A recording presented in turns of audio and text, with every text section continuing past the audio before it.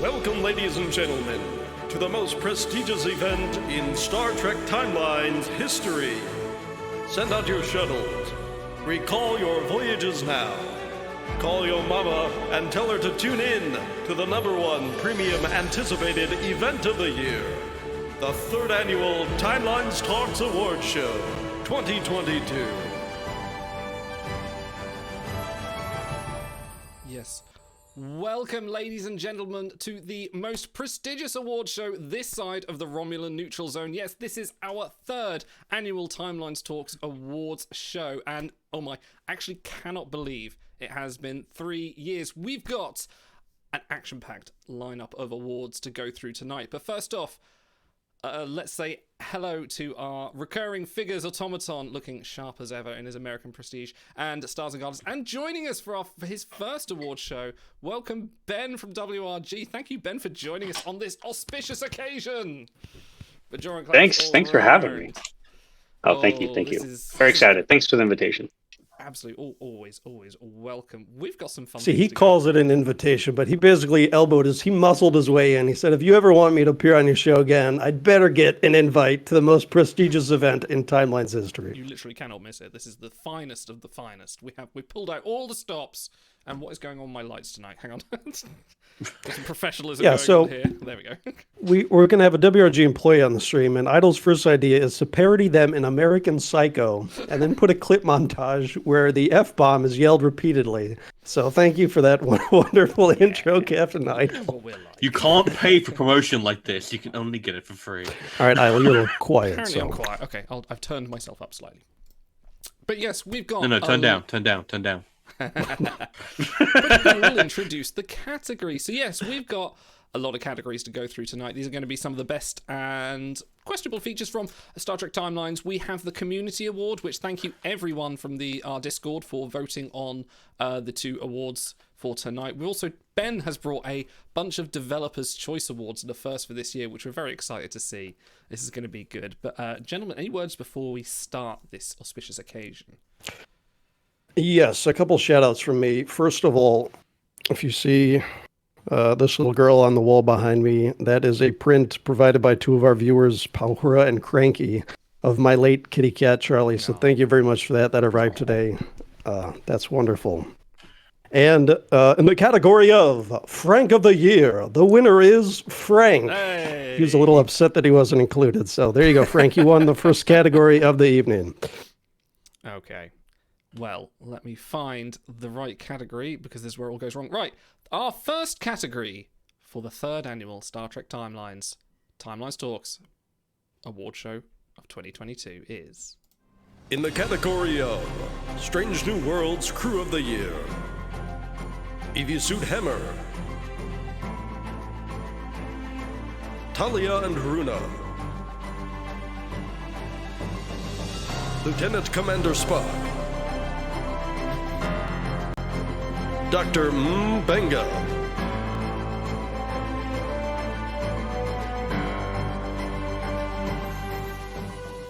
Strange New Worlds, the show that debuted this year to the delight of all Star Trek fans everywhere, being the unexpected hit that it was. In the category of Botch of the Year, I put crew from Lower Decks in the poll for Strange New Worlds Crew of the Year. So please vote whatever you want. And we'll get that fixed with the next category. Can I actually nominate the second botch of the year, which is Idle? You may or may not have used the transparent art of Lieutenant Commander Spock that still had that blue line. Oh, no, that was intended. I saw that. Okay. I'm going to leave that. What blue line? What? No one. There's never any professionalism mistakes here. Of course not. Ben, the line was obviously white and gold, obviously. Ben, tell us, what was this reaction of the WRG staff when Strange New Worlds was first airing? Bear in mind, you're watching this going, this is our careers, we can make something out of this. Like, how did you find the show around the office? Oh, I mean, we were super jazzed with it. We were super happy with it. I think they brought a lot of really good kind of changes to the formula, I think, for Star Trek. One of the things that I know a bunch of us commented on was just how the whole the storytelling throughout the season just kind of it was definitely different than some of the other more recent Star Treks that were released. So yeah, we were looking at it. Everyone was watching it, and we were all really excited and just saw the potential in it. Saw the hype from the community, from all Star Trek fans, and it really was a no-brainer to pursue that license and bring it bring it into Star Trek Timelines. Awesome. Was So there a around that particular time- scene? Oh no, you go. Around that time, you announced Lower Decks, Strange New Worlds. You guys had Mission Chicago. You dropped in on one of our weekend did, streams yes. to show the hype. So has that been kind of the high point of the year for you guys? That was, I think so. It was a very big deal to get that license, just because, I forget when we even announced that we were pursuing the license, and at that time we thought we almost had it signed, and then we didn't announce it for 6, 7 months, 8 months. It might have been almost a year afterwards that we're like, okay, finally it's done. So I guess that was a lesson to me to maybe not announce things until it's actually signed on a dotted line. But yeah, it was a work in progress for a long time, and we were just happy to get it. And it was actually that day at Star Trek Chicago was when the license got signed. And so I quickly started printing out art that we already had done and putting them on the booth and Nice. added it into my presentation. So yeah, I came in just at the right time. Nice. So when you were watching the actual series, was there a particular scene or character or a moment that you looked at and you were like, I want to make this a card as soon as I possibly can? Like, was there a particular thing that spoke to you that you were like, no, I need to get this in ASAP? I don't think so. I think just overall we were pretty blown away with the story and the series. I think one of the most memorable things to me, there's the episode where they're getting chased down by a ship, and they do crazy maneuvers and try to escape, and that whole scenario, and that kind of I was very pleasantly surprised, especially with that episode. I was like, wow, the stakes are high. I felt like the stakes were high compared to some of the episodes and stuff from Discovery or some of the seasons there that I didn't feel like hit that mark. I think you're talking about the Gorn episode, which Yes. we ended up getting that ship in the game then shortly afterwards. So No, that was a different ship. Yeah. Gorn Raider was the Is there TOS still a one. Gorn TOS Raider? But Oh, is still, it? Okay. We Yes, could it feel it. We can feel the heart. that You one will get Gorn the looks giant much like the evil. next. Yeah. I believe we do have that one coming though, Ooh, Nice. nice. if it's not already in. Timeline Talks exclusive. It's signed on the dotted line. We're getting that one immediately. Sorry, Okay. sorry, Shan. Sorry, Shan. Please, you can go ahead and announce that on the forums. I think. Pretty sure that's coming soon. I've seen some art of it. So. Okay. Nice. Okay, so the actual category, now that we've spent talking about other stuff, Strange New Worlds crew, Evie Suit Hemmer, Talia and Runa, Lieutenant Commander Spock, Dr. Mbenga. Spock went really far in our community voting. Just the iconic stock standard Spock, huge, powerful stats. He's got the big Vulcan salute going on. That seems like an easy favorite. Yes? I don't know, a bit vanilla for my And take. now you I'm talk. always more of a Hemmer guy. Like, I immediately wanted every single variant of Hemmer that we could get the instant I saw him on screen. Bruce Horak is just so immensely charismatic, and I think like you guys at WG made absolutely the right choice to give that the right amount of power, the good skill set. Like, the moment I saw him in that 6-pack, I pulled for him, and I was lucky enough to get him, finish him every time I put him on a voyage. It's a genuine joy. I know that Auto's a massive fan of the art. I think the artist absolutely nailed it. Just overall, just an absolute win. So that would probably be my pick, genuinely speaking. I think I have to go. If it was up to me, I'd probably say Mbenga. Like, this is a great card to showcase Meg Command. Like, this is, and it was a nice sort of like start for. We don't see a lot of physicians in the game at the moment. That's quite a tough. I'm all about collections. So, that's quite a tough collection to hit, and having that one in there. And I love the character Mbenga. He's kind of like the old school Doctor, but with a bit of and a bit of savviness to him, even if he does have questionable parenting techniques. But there you are. So a quick question, Ben. When you got the Strange New Worlds license, you released a string of pretty standard variants. You had the giveaway Enterprise Pike and Spock and some just kind of standing there, as we would say, crew, a lot of them legendary. Was that sort of the intention to release these crew just to get the players familiar with the new series then, and then start diving into the more obscure costume type variants? Yeah, we made those right from the beginning. I think they I think we made them before the license was even signed. Working with CBS, being able to get some images early, some screenshots from episodes. We chose the really generic ones as just part of our job too, working on this license is making sure that players that play our game know about the things that are ongoing in the Star Trek community, and new episodes and new seasons. So that was something that we wanted to do, just make sure that everyone was aware. Wanted to celebrate with a giveaway, to make sure everyone knew that this was something that was happening. And then once we were able to to take a look at each episode, and we just started picking crew from there.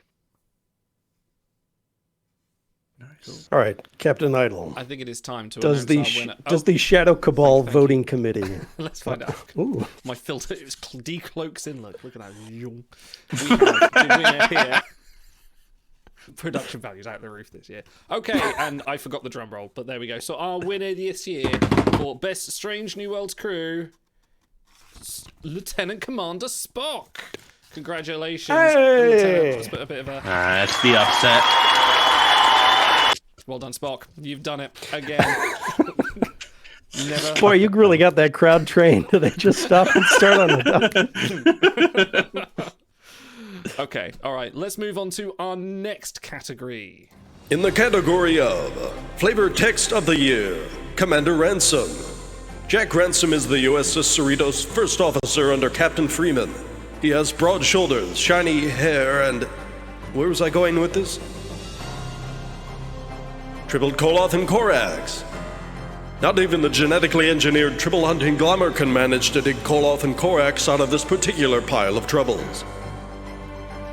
Wizard Pollux Spock. Pollux the Wizard, brother of Castor. Maybe Spock is another victim of the fantasy illusion from the Kingdom of Elysian, but my god, look at that hair. Breen disguised Dukat. Breen disguised Dukat. Yes, one of the most underappreciated things. I love that joke. It never gets old. One of the most unappreciated things in Star Trek Timelines, I think, is the flavor text. I know, Otto, you are certainly a fan, and I'm very glad. I think we're very happy this year with the pace of how they've sort of improved this year with a little bit of It made a nuances like resurgence. Spock's. Yeah, and the little nuances like, Spock's look at that hair, and Ransom's, what was I talking about again? It's very nice to show a little bit of personality in those notes. I think it's definitely been You guys have had so much fun, and I think it just when Lower Decks started, they went from like 0 to 100 real quick, and all these in jokes, all these hair jokes. Tell us about that. Yeah, I think we had a conversation internally. Is like, one, like, what is this for? Who is it for? And how can we make it better? We often find ourselves kind of always in the trenches, always just trying to move forward. Content train don't stop. And so we had a conversation. It was like, all right, we should really start paying more attention to this than we have been, and we had someone pick that up and really run with it.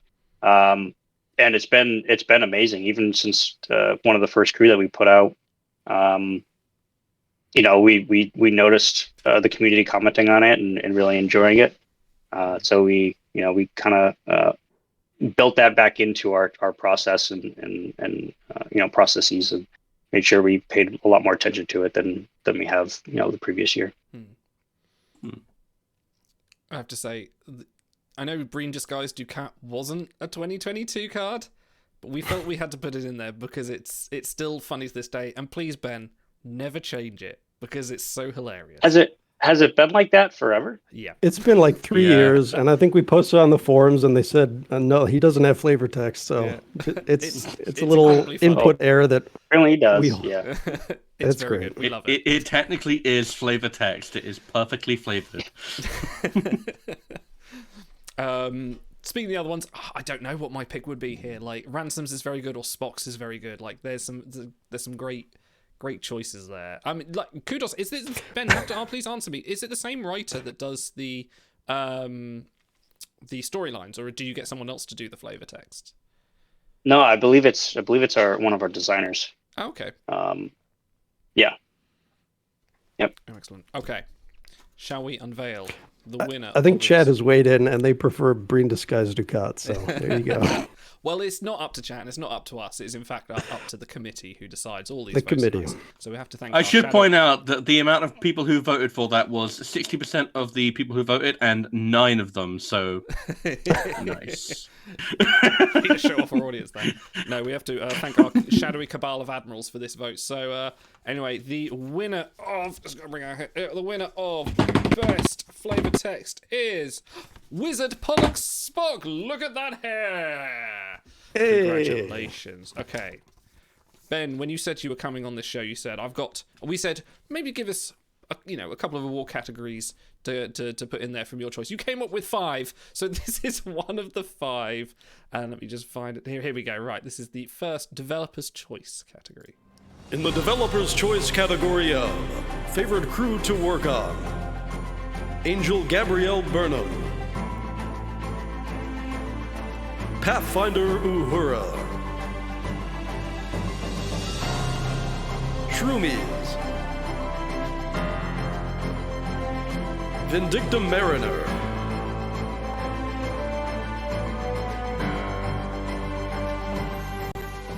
There we have it. Ben, please take us through this crew. This was all entirely your guys' decision. Like, what made you guys pick these crews as your favorites for the year?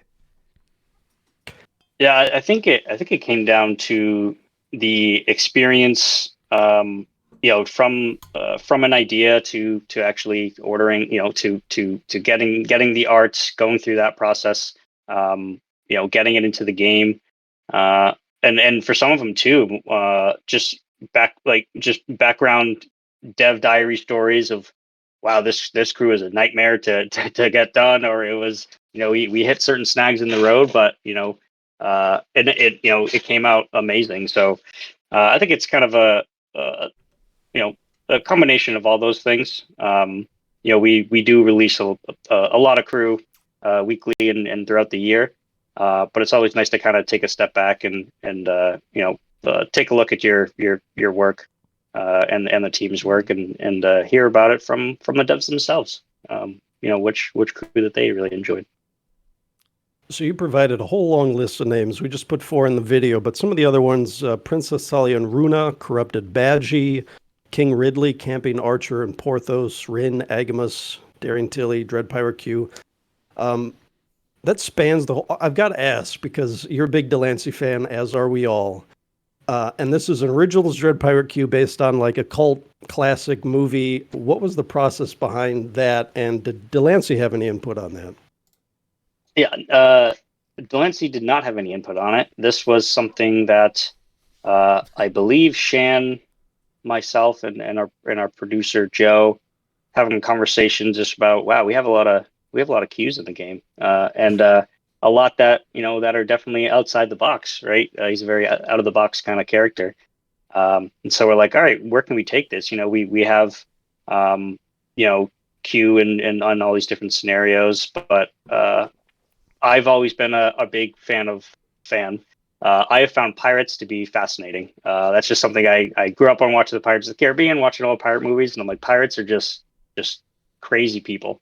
And I was like, well, what if we made a Q pirate? Like, what would that look like? And so from there, it just snowballed, and next thing I know, I think it was like within 5 minutes, it was like, booked in the calendar.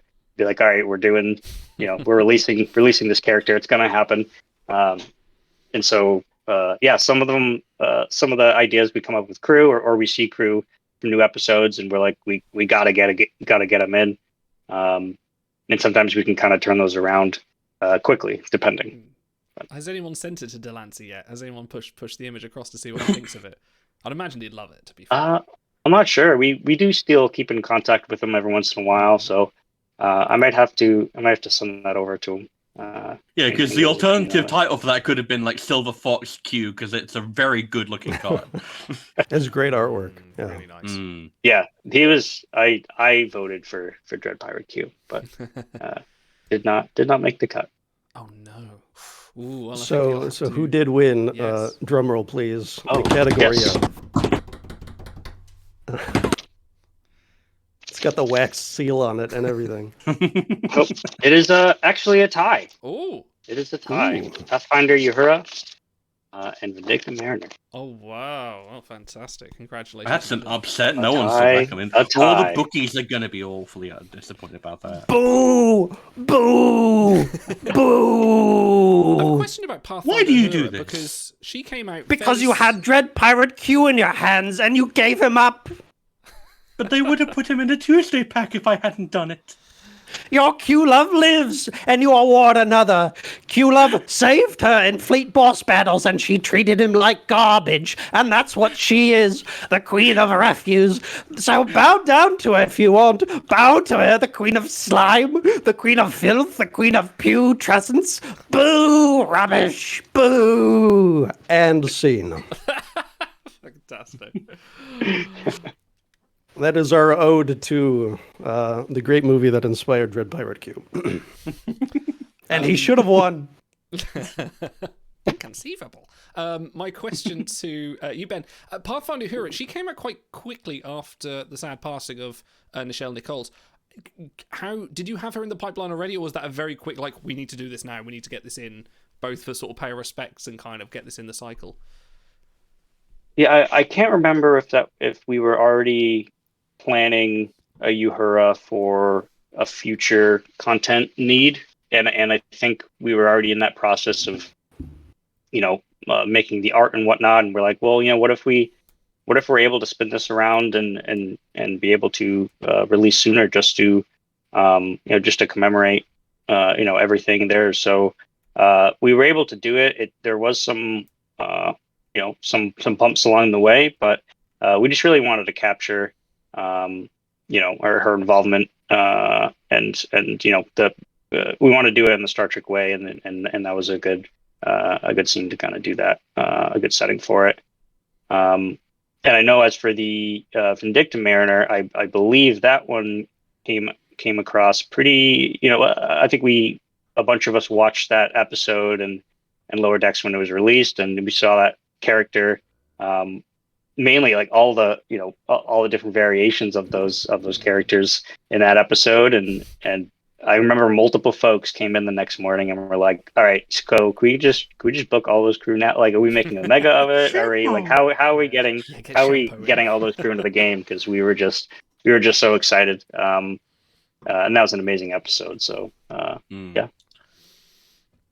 And Tempo. her utility as well in fleet boss battles. They released that feature. I think was really good too.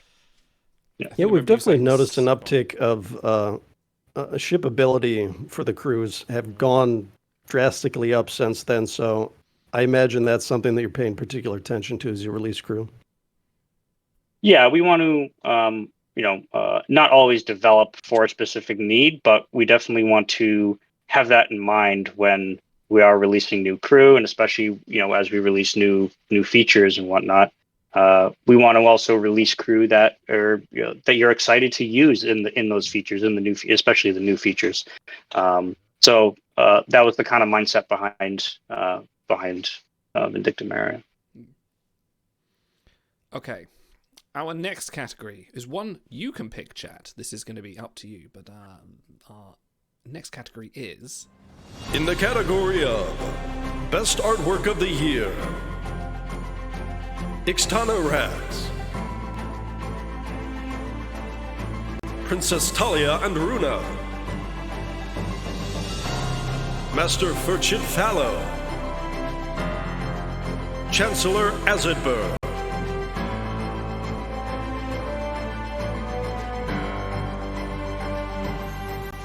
So yes, chat, it is up to you now to pick what was... And this is the first of two categories in this, so there will be another best artwork later on.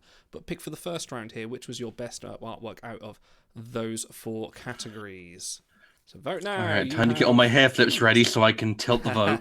Oh god, are we still? got that no, named? I've Shit. Oh, you've I've turned that option off. This will be fair and impartial.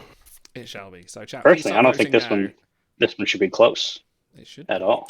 Yeah. Oh yeah. I think it's a pretty obvious answer for me. You're a big Dominion fan. You like Yeah, those Jim Master Hadar Sasha Fallow. crew. I love Move Along Home. I unironically actually don't mind Move Along Home. Even like Bashir's campy, when he's leaning against the bulkhead, like it's so terrible, it's kind of good.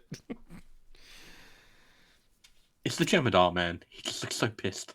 I know that look. I've had that look dealing with people at work. I can relate. That is a relatable character. So I don't know if this is your department, but can you talk a little bit about any potential back and forth between WRG, sort of the design process, and the person who does the art? Is there ever a little nudge, say, hey, can you put a little sauce on this, make this an extra special, extra beautiful card, maybe some effects, particle effects or something, or does it just kind of come in based off what they're inspired by?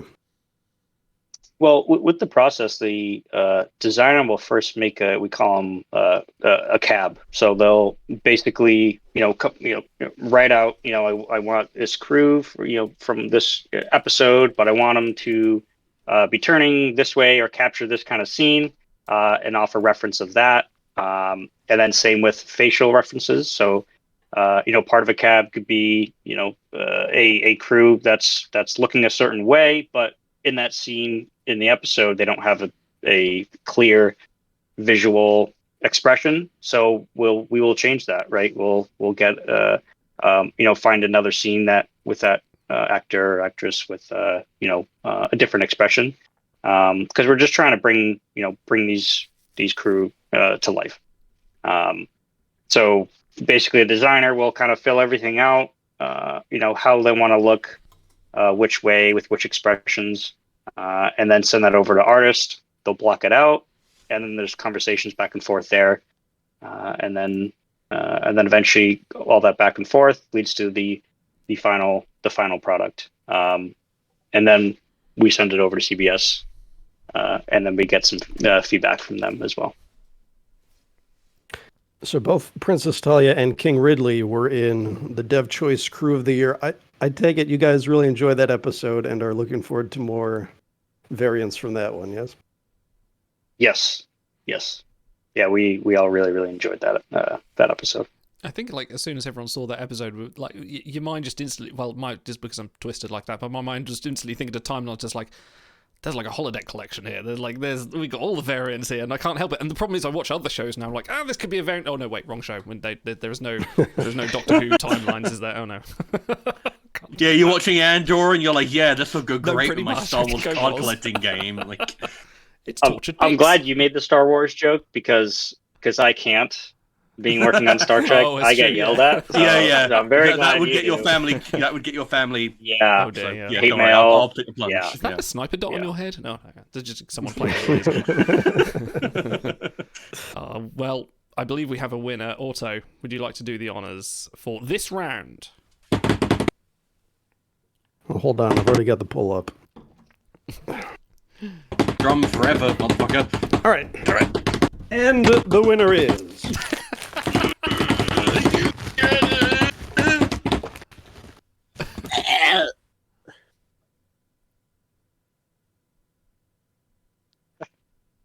It's a very tiny. It was mailed in.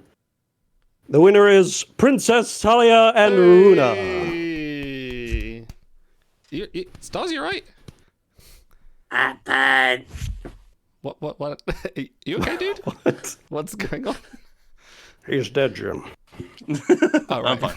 Okay. He's okay, folks. Random. You just kept me drum rolling for too goddamn long. Oh, I actually was kind of worried that you were genuinely being ill there. I'm not made out of Speaking paper. of I'm not old ill- like you. Yes. Speaking of slightly, what Otto said, this is the next category. In the category of Worst Artwork of the Year, Croden, Lieutenant Ogawa, Gathril Laban, First Officer Data,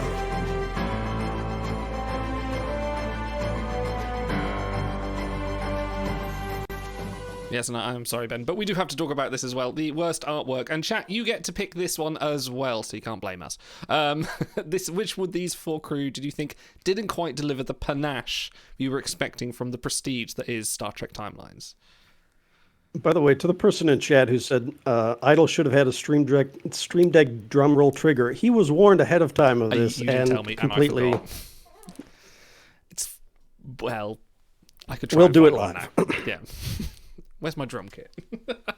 Actually, Look, the content train don't stop here on Timeline Stalks, and we produce quality television viewing experience week after week. So I might be able to get a drum kit up. Hang on. Oh no, I can't. Never mind. Ignore that. Windows noises are back. Right, vote on. Okay, guys, give us Ben. Do I want to do this? Do we want to say? Are you allowed to say which one you didn't Come like? on, don't put the screw Do to I us, have to guy. say something? Well, I guess I can talk a little bit about it. As obviously in a perfect world, in a perfect scenario, we would be able to spend as much time as we possibly could on all content, right? Sometimes that is not the case, but it is what it is. As the quote goes, "Content train don't stop." Sometimes we release things that we feel like that are under our bar as well, and I know you guys definitely call that out when it does happen, which is good. But again, in a perfect world, we would be able to spend as much time as we need for things, but that's not always how business ends up working. yeah, so there's some chatter in chat about Lieutenant Ogawa. I think the reason she's on there is they took a not a promotional still, but a sort of a behind the scenes clip of her doing something else and put that image on like an action shot body. So technically a Timeline's originals because she never made that face in the movie, but we'll let that one slide. No, I don't know what you're talking about. She was in sickbay and they were like the Borg were hammering on the door. She was loving it. She was like, Oh, okay. "Oh, this is gonna get me a promotion. Selfie. I'm gonna benefit." That being said, a lot of people are saying that Judoka Kirk was snubbed. People are voting. Rumdar, I feel like gets a raw deal. Rumdar is perfect. Rumdar has exactly the art that Rumdar deserves. This is category one one of the of worst, 2. too. Yeah. Yeah, there's too many Worfs, Ben. When are you going to stop releasing Worf variants? You know what? You should release a really good Chakotay and then make sure that Auto can't get him.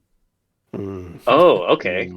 That I can do. Please, yeah. Please See? check back maybe next month or so, and might have really something good for you. Chakotay, you say? Interesting. Okay.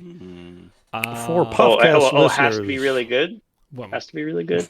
No, make it awful. Make it awful, please, as a favor Can't to be me. a 1-star. Can't be a 1-star. Oh, I'd love. He's already got a 1-star, but we could do with could have another. 2. I'd take it. I'd have it. He's dying inside. Also, please announce our winner of the first round of worst artwork. For Puffcast listeners, worst artwork of the year, 47% First Officer Data, 27% Gath Laban, 13% for both Croden and Lieutenant Ogawa. We thought Croden was going to win this in a landslide, but that's why you guys make the vote. Yeah. I don't know why people are so upset. Mark Zuckerberg looks fine right over there. Turns out this Yes, entire Mark time as our First chat was Officer wrong. Data. Who would have thunk it? Okay. Our next section, we have to give a big thanks to our community on Discord. All of the month of November, you guys have been voting on various, picking your favorite crew and also picking your favorite category, but you've been picking your favorite crew for this next category. In the community choice category of Crew of the Year, Lieutenant Commander Spock, Pathfinder Uhura, Vidala Elder, Vindicta Mariner,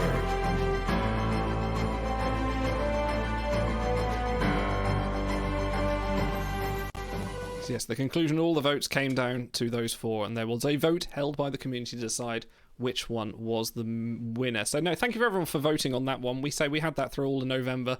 It took longer than I thought. There was some pretty hot competition. People really wanted to debate which was their favourite crew, and we sort of did some head-to-heads, and this could have ended up very different, but I think some of us know the answer to this. That's I'm a really great happy lineup to right see there. happy to see the overlap with WRG's choices because a lot of the voting went pretty similarly.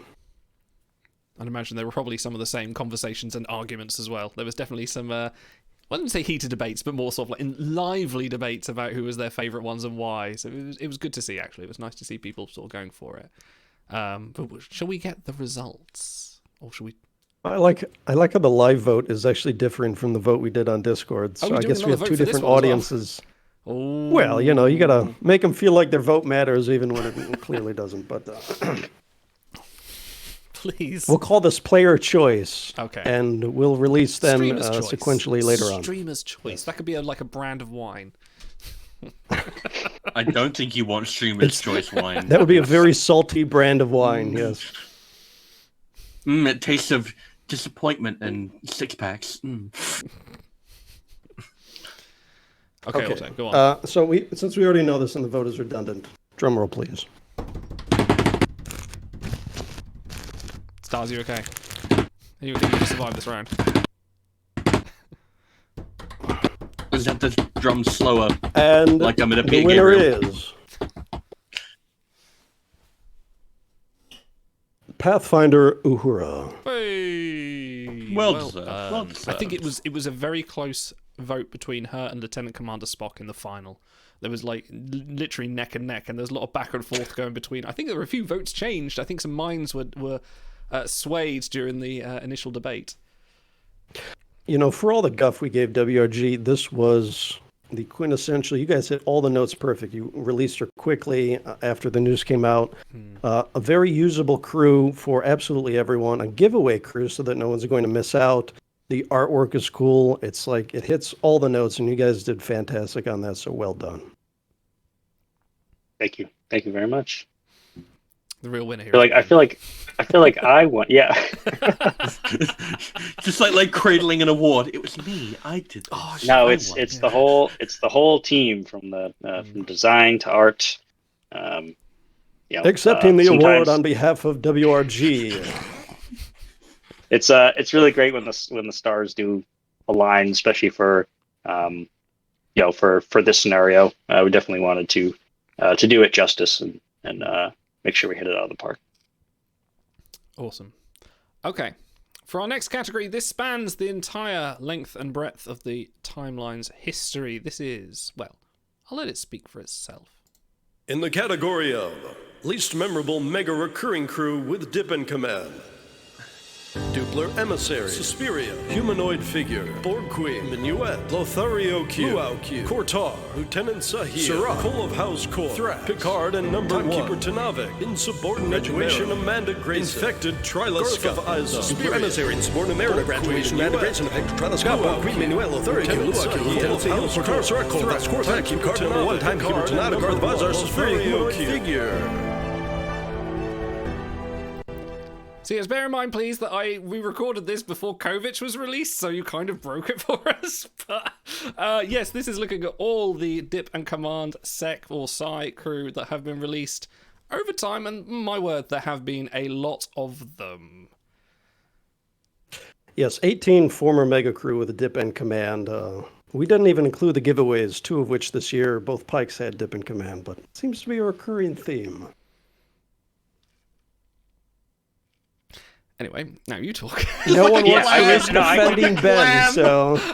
I can, if that was meant for a cue for me to comment, I can give a comment.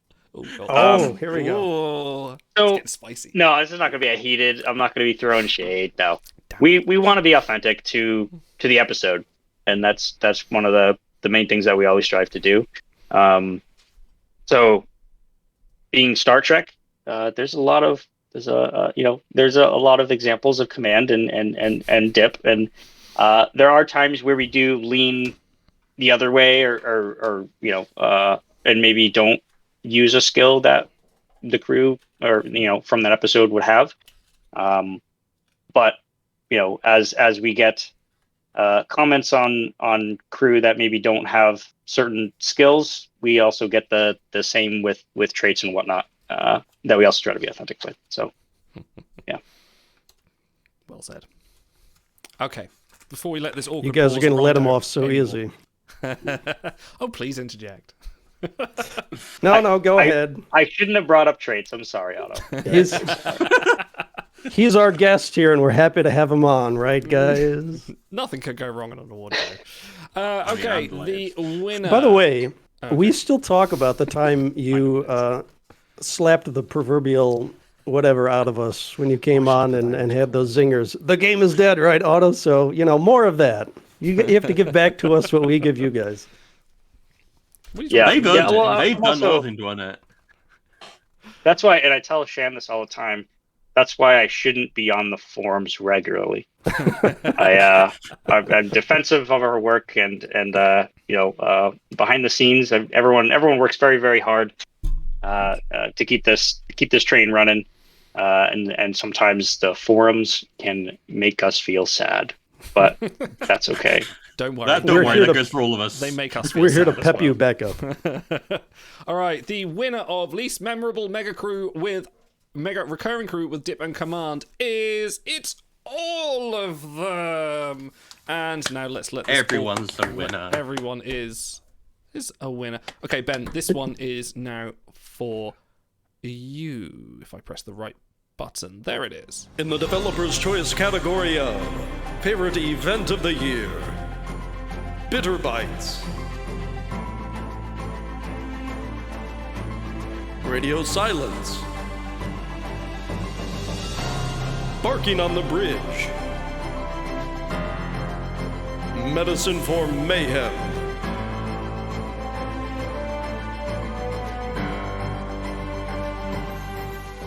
I have no idea why my art was so low res there, but yes. Ben, talk us through. We never really sort of talk about our favourite events of what we've sort of been through. We usually sort of talk to people, players, but behind the scenes, when events, you work on events, tell us what a sort of little bit of that is like.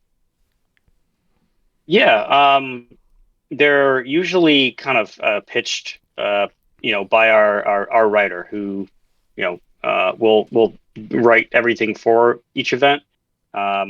This is one that I actually directly just asked our writer. I didn't even ask the rest of the team. I just wanted to get the writer's opinion and kind of get a little deeper dive into that process. And well, I guess I can announce the winner first, and then I can talk a little bit more Yeah, go for it. with a direct quote from our writer.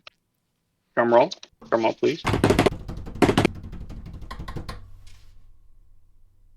It is Radio Silence. Yeah. Radio Silence. Hey! Strong pick. Yeah. So Well, All deserving winners. from our writer, I kind of asked her, which of the events, did you have most fun with creating the narrative for this year? And she said this year, more than others, that she actually had a lot more fun this year with the narrative. And especially with Radio Silence, that was one where she was really excited about, because she wanted to do something that felt like it could be a harder sci-fi episode of Trek, more so than usual. So she actually got permission, from our producer Joe, to consult with an astrophysicist who actually lives in her area to see how the species in that event would or could live. And then after getting that, she actually had to end up changing some things based on what she learned from that astrophysicist. So it was quite challenging, but it was a great learning experience from her end.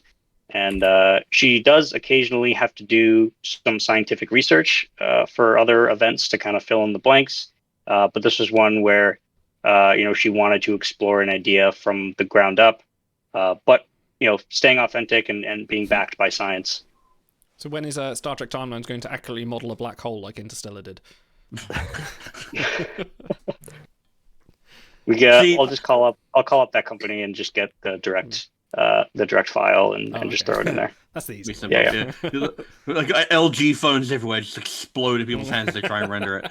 Like that's way more work than I would ever put into it. I'd be like, oh, and then there's like technobabble thing that happens. I'd be like, and then you bounce a graviton beam off the main deflected dish. Yes, and but it's like, you're well, from then the Rick Berman era, which is like, we'll put words in the script, it'll be fine. Yeah. No, warp particles, that'll solve it. So, like, kudos to the writer to actually putting in the work. They are so much more dedicated than I am. So But I do your have to writer, say too. Yeah, go ahead, Aldo. your lead writer is still Jessica, correct? No, we have Amber. We have Amber now. Oh, Jessica okay. actually. That was a change actually a while ago. Amber's been working with us for for a few years now actually. Jessica got an opportunity, at another company that was her dream project, and Oh, nice. we were sad to see her go, but very excited for the opportunity that was in front of her, and Was it Star Trek yeah, Fleet Command? but it was I believe it's been announced. I'm not sure if Oh, okay. the game has been announced, so I don't think I can No, that's fine. talk about it or where. But another thing that our writer Amber commented on was she also really loved the Lower Decks Mega and had a ton of fun with that. She was able to include a lot of Easter eggs and try out some more comedic areas in nature, and that was a lot of fun for her. And then Varied Tales was actually another event where she was very, very proud of how that one came out. Getting some. Yeah, it feels like you guys had a lot more, like, it felt more free to just have a lot more fun this year, especially, like, all the Lower Decks, like, event shuttles particularly, I always make sure to read those, because they're always fun little references, they're always, even just the titles, I think there was one where all of the titles were movie references, and I was just like, okay, yeah, that's an obscure one, that's a deep pull, nice, okay, yeah. Yeah, But we were curious. I remember her commenting on that, and she's like, I don't know if anyone's going to notice this, but I really wanted to do it. I had a lot of fun doing we it. So. We yeah, appreciate the work, that's we great. really do. I forgot what I was going to say now. Oh yes, no.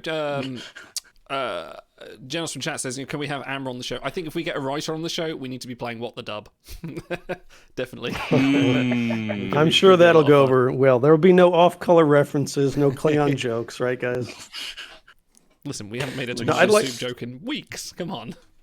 I'd like to say we have needled, I don't know if needle is the right word, we have pestered Ben for years now to get as many folks from WRG on the show as possible.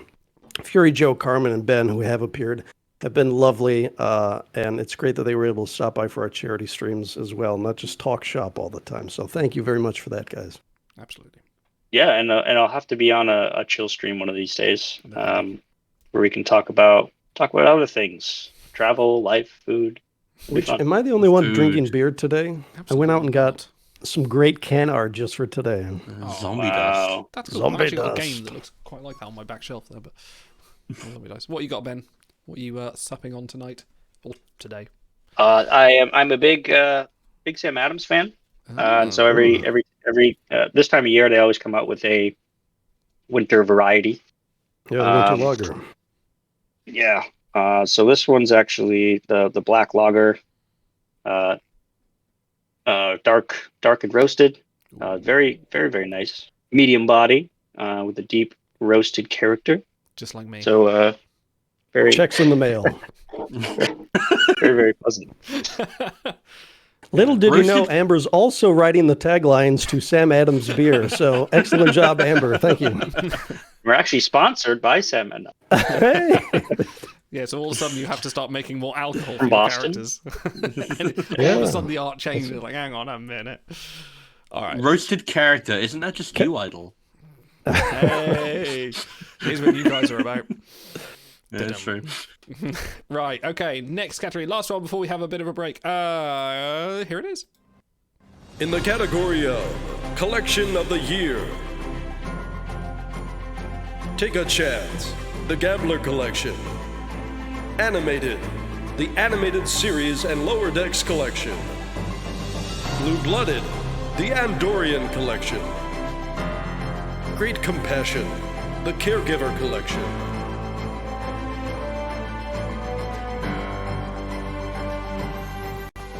needless to say, we are in full swing of Collection Geddon as things keep switching up and occurring, and everyone's now looking at traits going, what's next? It could be anything. Just collect them all. Just collect them all. God, you've really sort of put the fear of panic into, well, me. But I'm sure some other people as You've well. ruined his life. You actually have. Everything's changed. But hey, I'm now good at spreadsheets, so there you are. Yeah, great collection, actually. I think we did this last year, and then we were sort of struggling to kind of go, which ones do we want? But now, because of, I think we've had a year's worth. Now, every month, I believe, you've released a collection. We've had a lot to pick from. It's kind of hard to keep this down to a set 4. Was Discovery on there? Discovery collection? No, This was made the before. committee voted right before Discovery. Oh, We had to Gotcha. I had to make the animations about 2 or 3 weeks ago, so had to get them done in advance. So unfortunately not. But we do the have content shuttlecraft doesn't have a reverse switch, Ben, so we must be pushing forward. Sadly, I just forgot to install the flux capacitor on my Stream Deck, so we can't get there. But still, some great collections. Take a Chance was a nice one to see coming out, because I remember that was part of the vote of, what was it, Trill, Gambler, and I forget the one that won. Prodigy, that's right. Prodigy one that came out, and everyone was like, oh man, I would love the Gambler collection. Then you turn around and went, oh, we'll release Gambler anyway. So that was nice. And I kind of feel that one's kind of one of the most fun one. It's kind of like a fun trait they put on crew that doesn't have a lot of utility, but is just nice to sort of see as a bit of character. So see that represented in crew is really nice. I really like the Gambler collection. Very good theming there, in that all the boosts are proficiency boosts for the gauntlet, Yes. so Yeah, that's they're all great. luck-based boosts, which is quite fun. yes. Yeah, I think what a lot of people appreciate about collections is that it just brings a lot of relevance to cards that otherwise have like fallen out of favor, or to characters who have like consistent trading across them who maybe don't get as many good variants. Like Gambler wasn't a really nice one to pick up just because so many Daxes have it, and we haven't had a good Jadzia in a while. So I think that it just helps uplift everyone. It's like, okay, there was a point to me immortalizing that crew I got in an event 4 years ago that I was right to take that. So it just validates your choices, and everyone appreciates a bit of validation. Of course we do, because we're having an award show. It's actually all validation. So what you're saying is we should release a 5-star collection, or a 4-star collection. Do it. Sure. Do it. I wouldn't. That's terrifying. That's terrifying. You know, I don't know how much hand-wringing there's been at WRG over the resourceful collection and like the quadrillion crew that are in there, and every new crew seems to have that trait, but I will say it gave a lot of value to Mr. Chekhov, who before that had terrible traits, and his characters are all like Human Federation, Starfleet, and then Resourceful gets tagged on. So he got a big bump from that. And like you say, Gambler, all those Rikers get a bump, and Jadzias. So it's kind of cool how characters are tied to intrinsically to these traits, and they get pushed into the spotlight with each new collection. Yeah, and we kind of like being able to, I guess change the value of a crew right after launch, right? Like there's certain crew that really don't have a purpose, don't have any collections, or are not great, but we kind of think about that too. It's like, all right, well, maybe we should make this crew have some sort of value, and for players to enjoy collecting them as well. Quick update from chat. Because I'm sure you'd like to hear this. QH Eric Nelson. In discussing 22, let's all say thank you to Ben and team for not only introducing fun new Fleet Boss Battles content, but also being extremely sensitive to the community's feedbacks and thoughts on it, and also for not only listening but for taking action. We appreciate that level of engagement for everyone. Well said, Eric. I think we've all said the same. For all our foibles and grumbles there has definitely been some very good plus points, especially your handling of Fleet Boss Battles and your engagement with us as well. Has always been very much appreciated. Thank you. Yeah, that's been something that you've been trying to do, and me personally, just getting being more involved, and listening to the community more. I've done a few Q&As on the Star Trek Timelines Discord as well. Yeah. So that's just something that we're trying to do more. As long as we're calling out devs by name, can you name drop the fellow most responsible for collections? Because we have sort of a long history since the first time you came on the show. We've been talking collections, and then you started that whole 2-year run at this point of new collections. So who's mostly responsible for that? I think it was myself for a long time. and now we're getting some input from other designers and from other folks on the team. Really, in the beginning, I was just looking at kind of crew that weren't in any collections or didn't have much value to them. No reason to really collect them, and collections were a great thing that a feature that we already had that would kind of address that or help with that. So that was me in the beginning, and then once we saw the reactions of the first few that we released, we're like, all right, maybe we should just do this every month. And it does change the value of a set of crew, and think about it doing that on a monthly basis. It does kind of change the meta a little bit as well, with the addition of new buffs that are being released within those collections too. So accepting the reward on behalf of Ben is also Ben. Yay! Anyway, I'll drink to that. Here's the Ben. Joe has done a lot with that as well over the past few months. But yeah, Joe has taken that over. Well, It's okay, Ben. You're the man. You can say it. let's announce You're on a the mic. winner. Enough about you now. Let's announce a winner for this. The winner for Collection of the Year. Oh my god. It's the Discovery Collection. Who would have thought it? Hey! What? Oh, Whoa! wow, what Did a I spoil surprise something? reveal. Oh They must have gosh. I've had these awards in my house. So These winning sorry. categories here for ages. This committee must have snuck in and changed it. To be fair, I The did guy- see the award, like the actual card with the vote winner, like evaporate in and out of your hand. So clearly there is Yeah, magic some at sort work. of temporal phasing. Yeah, look.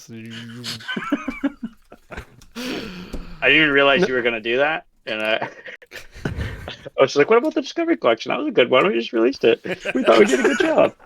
That's okay. It's not like you read through our show Didn't even notes make the ahead of top time or four. anything, Ben. For preparation, that's not the world's word here. I had to say, this Discovery Collection is Big fan. easily the best collection I think you've ever done. Not just because, it's a wide-ranging collection that affects a lot of crew that otherwise didn't have value. Like, I think Genos, who's one of our most active members of the community, he often goes through all the crew that have been given their first collection through I think it's like when Gambler first hit, that was Admiral Cartwright's very first collection. It's like, wow, that's an actual use for that crew, like you were saying. And in Discovery, that just popped up a lot of crew who otherwise were completely defunct and not worth finishing, and now they actually have a purpose. I like. And then it's also the case of sorry, go the Beholds, which are not just an achievement in terms of, hey, this is a really cool value add for these crew, but just a case of, in a technical way as well, the fact that you have the ability to switch them to a normal 10 times premium pack after that offer goes down, which you mentioned on the forums, that's cool functionality which we haven't seen before. And I'm kind of hoping we'll see some of that integration in the future, that more of these themed packs, because it just feels appropriate. It's like, oh, I finished Discovery Crew, I get more. It's like, that's a really nice, fulfilling gameplay loop, as it were.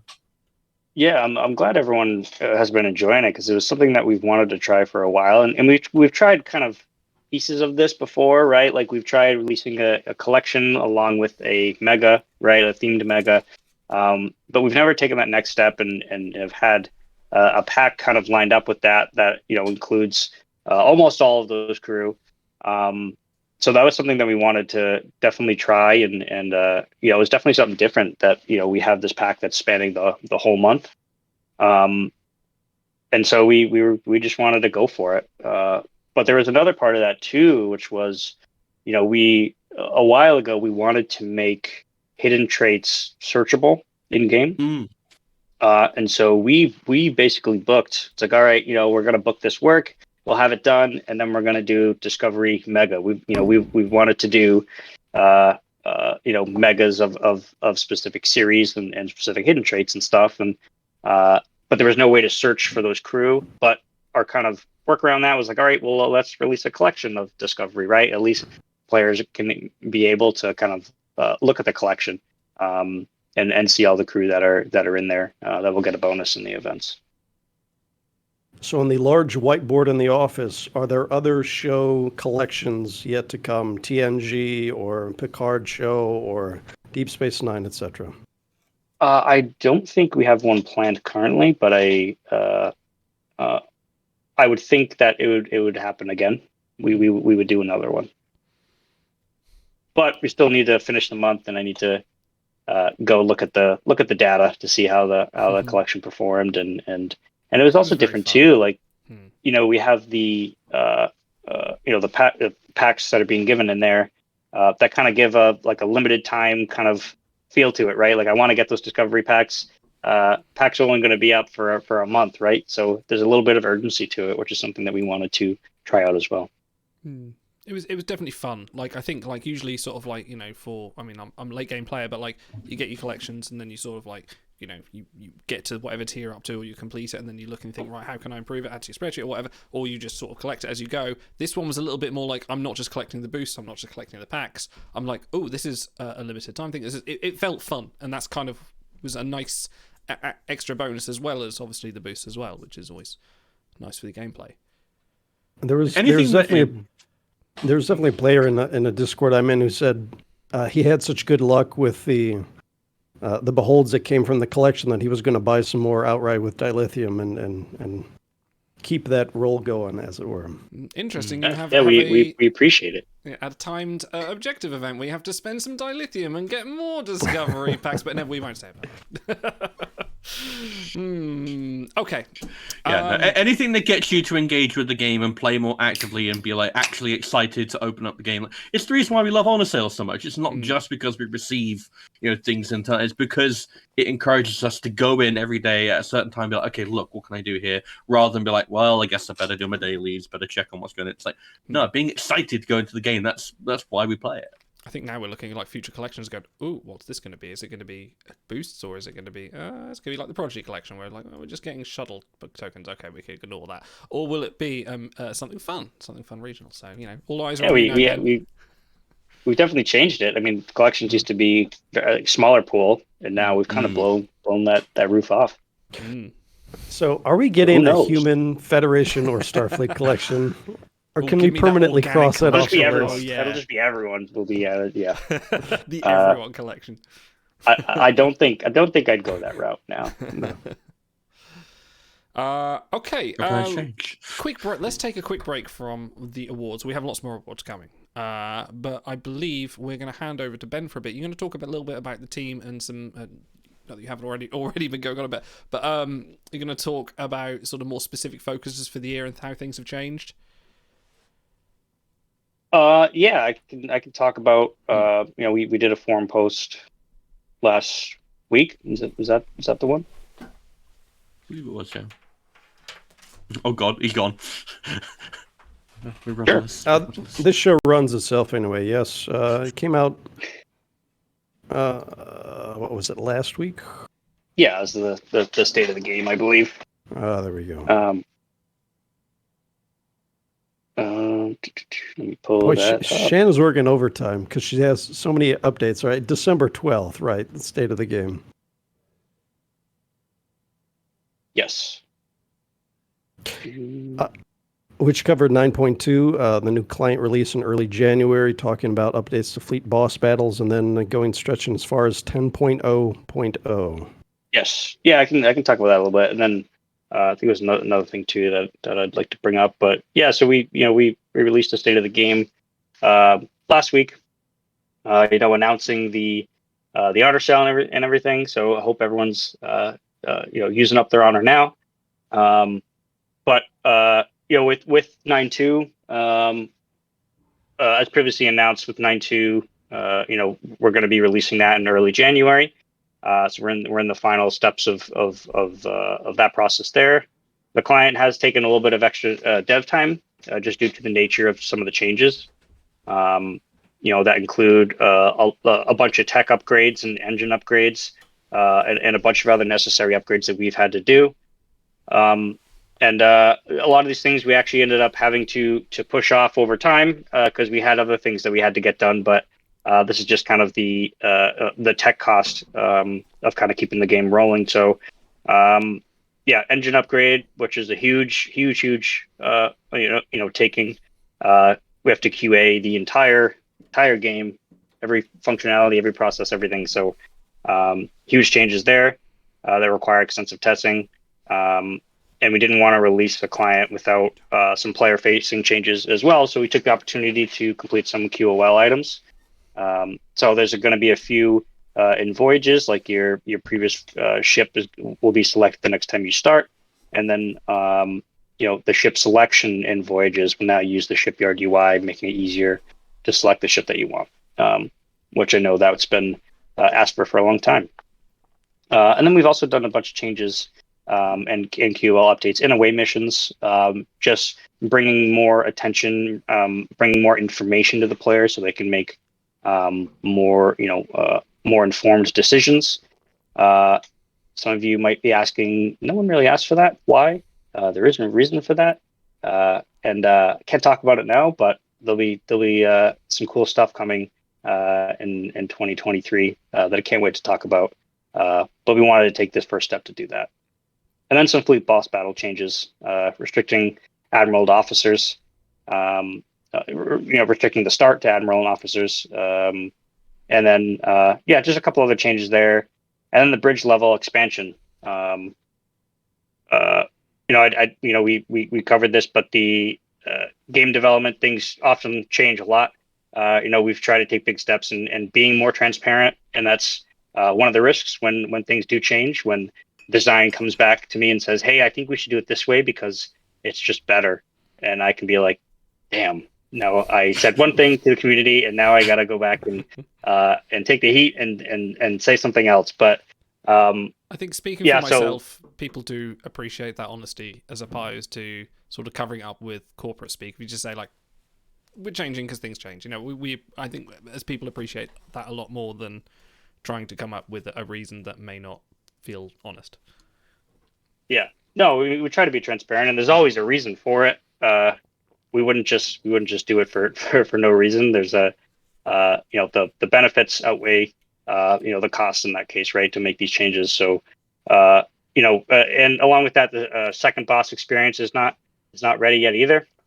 So and then we're not going to be releasing a new bridge with the next boss. So we know there might be some frustration there, but we found new potential in that experience for the second boss that we want to explore and dive deeper. We understand a change like this can be frustrating, but we know this will be a better experience. Once we're able to kind of release this update, and we hope everyone just understands. We're definitely doing these things for the better of the product and longevity of the product. So our first priority is making the game fun. So that's what we're going to do. Sometimes that's kind of going against things that we previously said, but that's our first priority is making it fun. So the second boss battle is not ready yet, but taking a little more time to develop. And we hope everyone enjoys the expanded bridge and bridge levels. So more buffs and goodies and all that stuff. What you're saying is the collections will improve. No, the collections will continue until morale improves. Yes, yeah.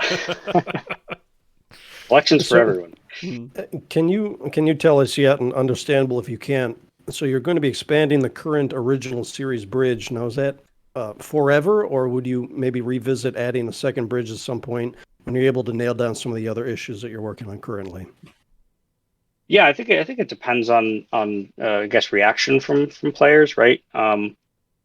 There's so much we want to do with fleet boss battles, and we want to make sure that we get it in a good spot first before we kind of explore some of those other ideas. So I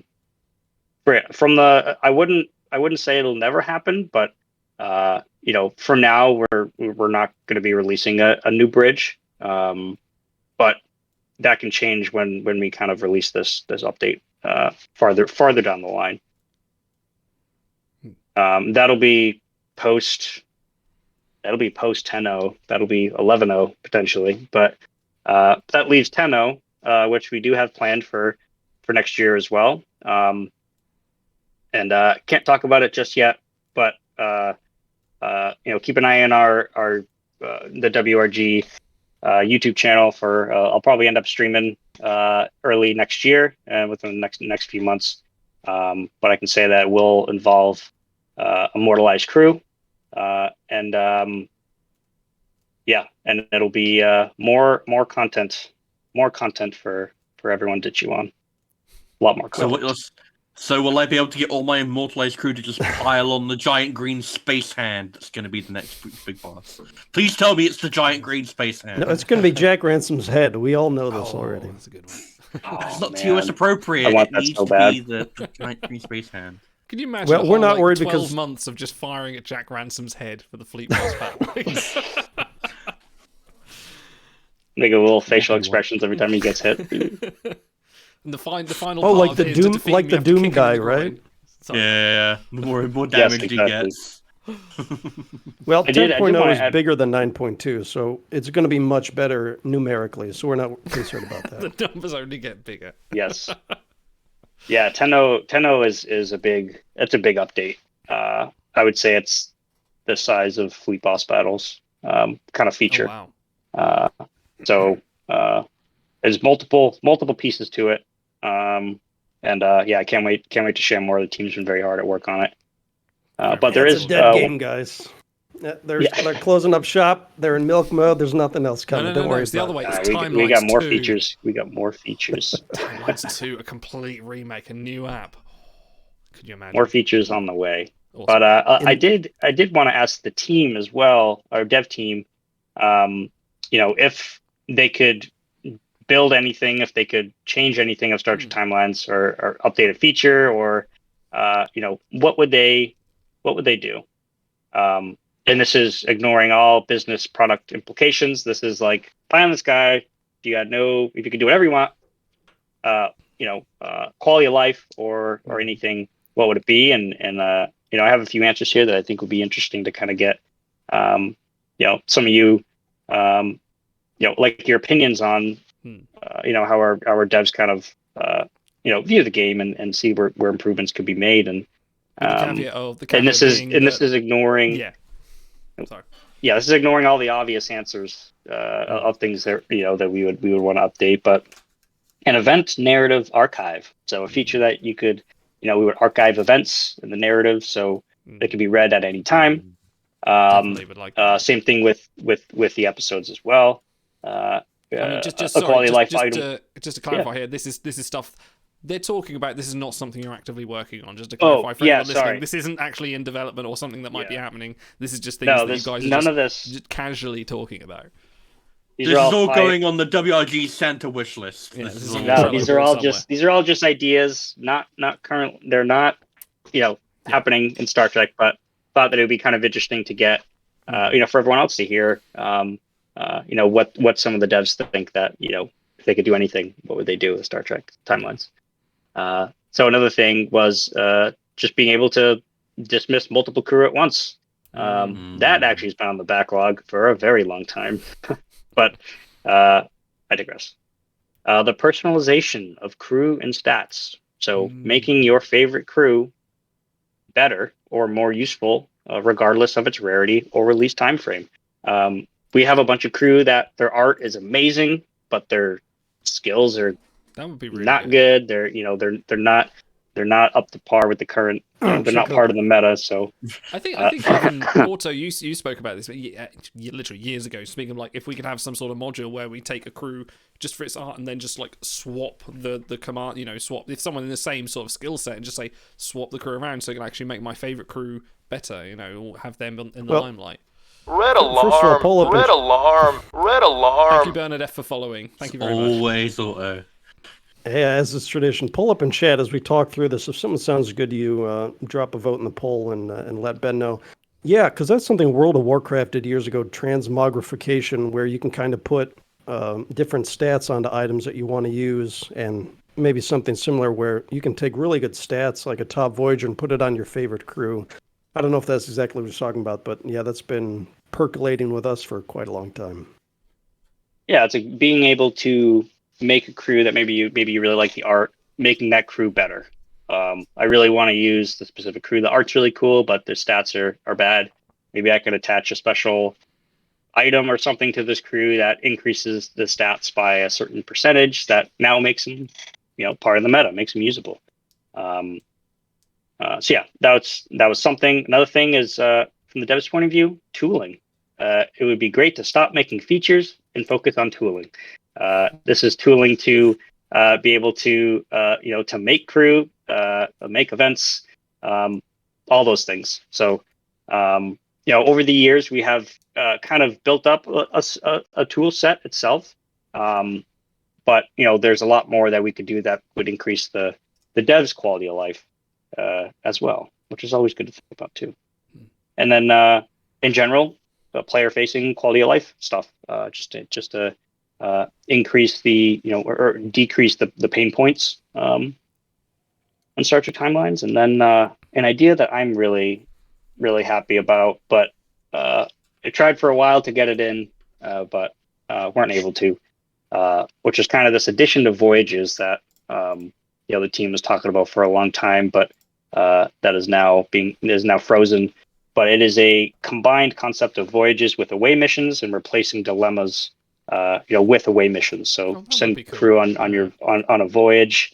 Of 2 hours, you hit an away mission. You can only use crew on that voyage in that away mission. Wow. Yeah, so actually, that would be really cool. A little bit of that's a bit more FTL, a bit more Fallout Shelter there. That's cool. Yeah. So that was something that we were pretty excited about, but the cost is very significant in order to make that happen. Yeah. I'll just put something out into the universe because another game I enjoy, Path of Exile, just released a new league with roguelite, essentially functionality where you go through different rooms of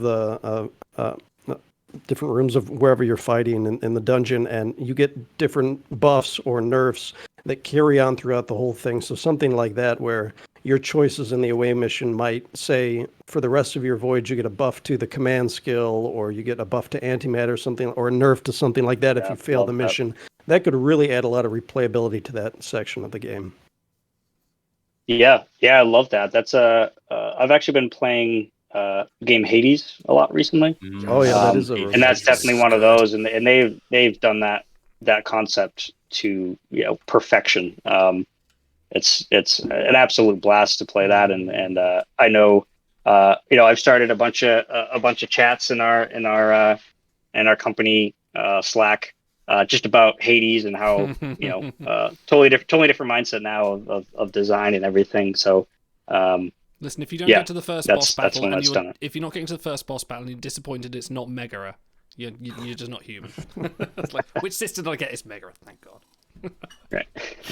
That being said, I do like personalizing crew, because if you guys aren't going to print a usable Chakotay, I at least want to make one, with, make them myself. The scraps of other crew, right? Yeah. Yeah. On a side note, listen, if you know that bug when you're playing a skirmish and your numbers keep getting bigger as you keep, I'm sure you've got that in your bug log somewhere. Please never fix that. I never tire of that. That's so good. Oh, actually, I think we actually had a developer just fix that. It might be in our very early branches right now for testing, but so much character. I mean, we get that you wanted to get that fixed. fixed. Nah. We get tickets on that all the time. I can't promise that it'll be fixed. I just know what a attempted fix was checked in recently. They pulled the guy off fixing the voyage bug to fix the skirmish bug instead. So we're going to push that other one back a few months, but it'll come. Don't worry, guys.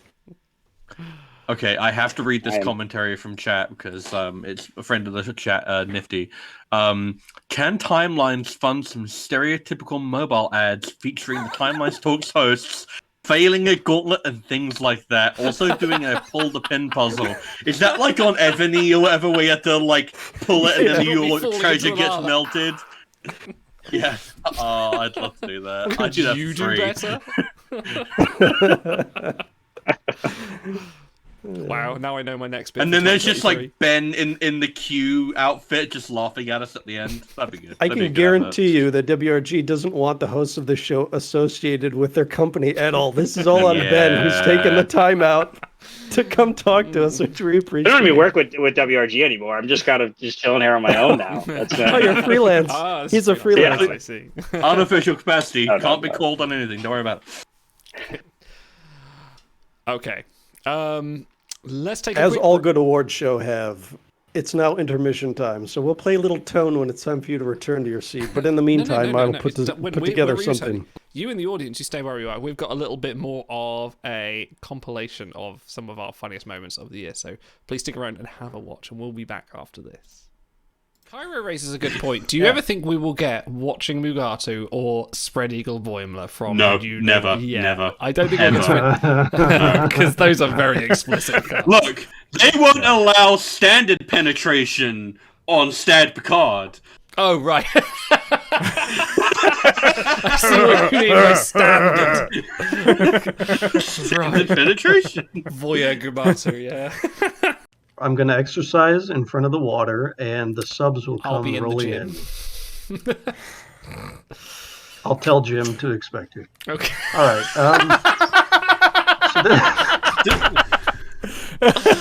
Oh, that's so good. I'm stealing that. Oh. 7 of 9. Fenris 7 standing next to a noose with a smirk. It's this is one of those occasions that yeah. One of those occasions I want to sort of email back and go, you guys are redoing art. Does it have a time limit on it? Oh, hang on. Oh shit! Oh, the God. shy porn with the steel chair has just come in. There's a couple images in chat, by the way, of the I'll... stills of that moment in the show. By the Shy, way, what are you doing here? You're not due here for another my few days. God. Guy's here to dunk on the Borg Queen. No, not for you. Not for you. I'm just talking to the people online. Look, I'm running out the door. But I had to come in Someone's gonna and tell us. say, in every show, in every movie, there's a master frame that the director puts into the movie or the episode. A frame that sums up the show. And in that episode of Picard, it's freaking Seven looking directly into the camera, eyes blacked out, hair flowing back like Drew Barrymore in Firestarter, green halo around her, screaming because her fellow Borg are being jettisoned into space. Sorry, posthumous spoiler alert, kids. You should have watched the episode by now. That's the frame. Not like Vanna White Borg Queen 7 standing there. Look at this beautiful Borg connection that you could have. For the low price of 1,000 credits. Sorry. Just wanted to jump in. Just wanted to jump in and say that. Our artist is amazing. The Timelines artist is amazing. If you've read the recent, Mirror War comic, Star Trek Mirror War comic, you know how much you should appreciate our Timelines. Star Trek Timelines artist. Is that the same person that's doing No, that? no, it is not. It's absolutely not. Worst art ever seen. I got me out It's there. the opposite end of the spectrum. Our art is amazing, but this directorial choice is poor. Anyway, gotta run. Bye. Love you. Thank you for jumping in. ciao. And the Gorgon. Yeah. Oh, so what we did when Stars was over, we were intentionally watching Bad Star Trek. He's doing the jerk off. If you know, you know. So we're intentionally watching. That sounds so fucking suspect. He's doing the jerk off. If you know, you know. 90% of the game is mental. Before you even pick up the phone, you know if you're going to win or lose the event. No, Is this like that thing that people say in jail where, like, if you have the right mindset, there's only, like, 2 days that you're in jail, the day you go in and the day you way out? It's like, if you have the right mindset for skirmish, it's only the first ship back on the last ship. No, you find the biggest ship in the yard and you kick its ass on day one. That's what you do. Creighton, you're my bitch now, Creighton. You're my bitch. Let's talk about the previous event, and the winner was Tahoe, who has been famously beaten this week, but Tahoe did win. Sorry, no, we'll get to you. Hang on a moment. I'm going to watch the VOD of this, and I'm going to slow it down to, like, 0.25 times speed, and I'm going to watch Cranky's face there, and it's going to be like, hey, look, if you watch, you can see the exact moment his heart rips in half. Yeah. Exactly. Ooh, one day I'm gonna come back and I'm gonna do another event. Ooh, yeah. General says, someone else take over from Idle. Do you know how long I've been asking these guys, please, someone else host this for once? Don't let me And we will just lay back like, lol, lamau. We like to watch you suffer. It's true, actually. We all Can't sit there improve and we on watch perfection. you. We watch like Judgingly. eagles to make sure that you don't fuck up that intro, and every time you don't get a beating. So pretty much every week you get to beat him then. Yeah, pretty much. He drives all the way up to see me. The several hours drive. Yeah, You got it wrong again! See you next week. No, I just buy a Blu-ray of the motion picture and I snap it in front of him. Oh. Well, And I make sure it's the Director's cut. 4K version as well. To get the loot Windows that Noise you is want. bad. So, Thank you, Cranky. oh my lord, 10 months. I know. That's many months. That is many months, so thank you for your service. All right, pull up in chat. Let me know if you want the rest Redford from the episode the 37s as a boss battle. Another fun statistic. Fuck's sake, shut By the up. way, we're gonna add Idle's Windows noises my God. as a sub trigger. Eric So Nelson. Thank you. I need to sort my Windows noises out. Hang on, let me just mute something here. Oh, there we go. Mackenzie Calhoun, it's a sub-marathon. You've started a hype train. Let's do it. Meanwhile, Windows noises about... You did tell them they had to start doing that while we were on air. You did tell them to do that. Absolutely fine. It's the best way to get the red alert going and the Windows noises. I'm gonna work out what's going on there. Anyway, shut up! Oh my god! So your porn downloads going up at once. Right. Another fun statistic. he's not gonna pause him for this stream. Are you crazy? Absolutely not. Damn right not. That's the only thing keeping it together. Sight for love. I should really be taking don't shots, but it's spend hilarious. maybe don't spend money for love. That might be drawing a line. But anyway, the I mean, real... men do it all the time. But anyway, I take my dates to Burger King because I listen to Idle's advice. All right, don't spend for money and love in timeline. So we should clarify. Shy. Thank you to our loving chat who would just hurl abuse at all of us, and we just smile and take it. That's what we're here for. We're your whipping boys. Go for it. Yeah. Hey, chat, can I teach you a lesson? Hey, come on, Cranky, you're failing. No, that's what it is. That's what we are. We are. It's a punching bag of hosts. We did ask That's for what it. the name. Yeah, a Punching badgie bag of hosts. Yeah. Nothing lights up the chat like a chance to, we're sitting on the dunk tank, and all I got to do is hit the bullseye, and we're going for a not swim. wrong.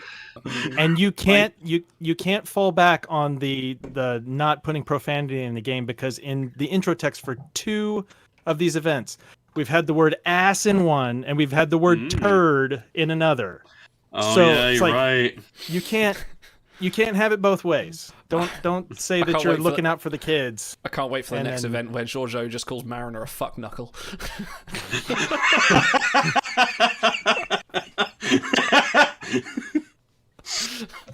Oh no.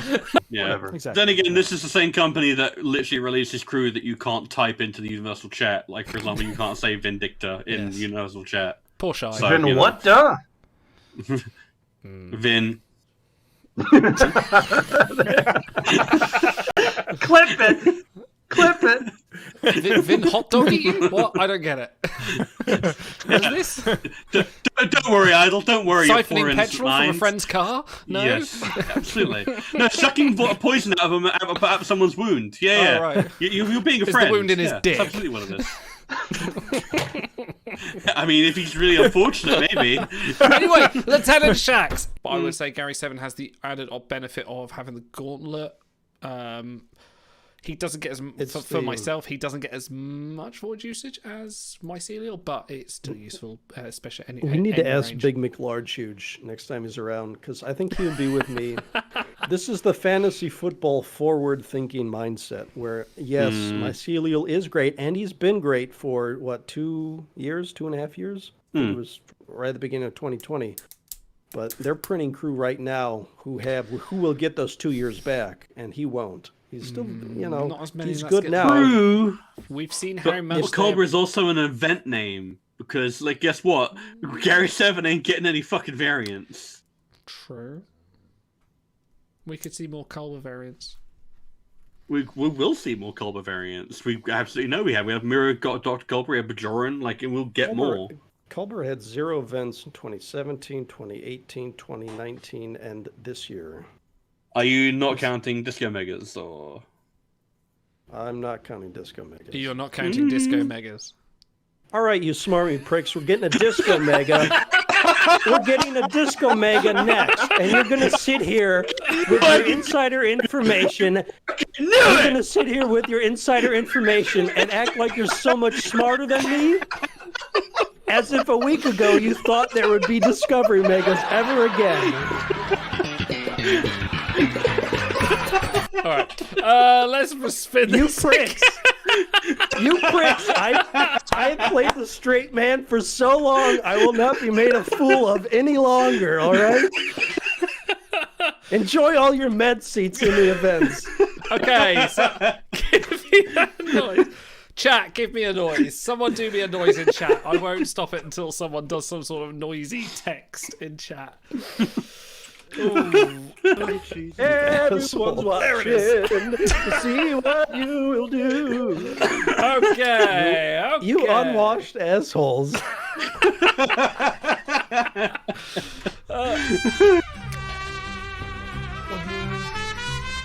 that's when I usually end the show. I'm going to like trigger with this.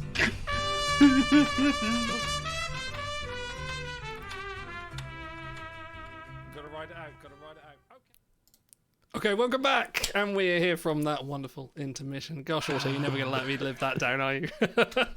Dude, that best of compilation only serves to remind me that we are so lucky WRG Ben ever chose to interact with us at all, because we are like poison to the PR department of WRG.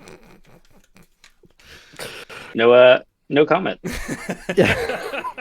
Is there like a single second of usable footage? I don't think there is. No, that was the laughable stuff. But Yeah, no, that's it's what not the parts everyone- where it's like go. Listen, You talk. This is what, you know, we are not filtered by the usual concerns, and that's what I think is our endearing grace. But you know what? Who else has absolute endearing grace is our community.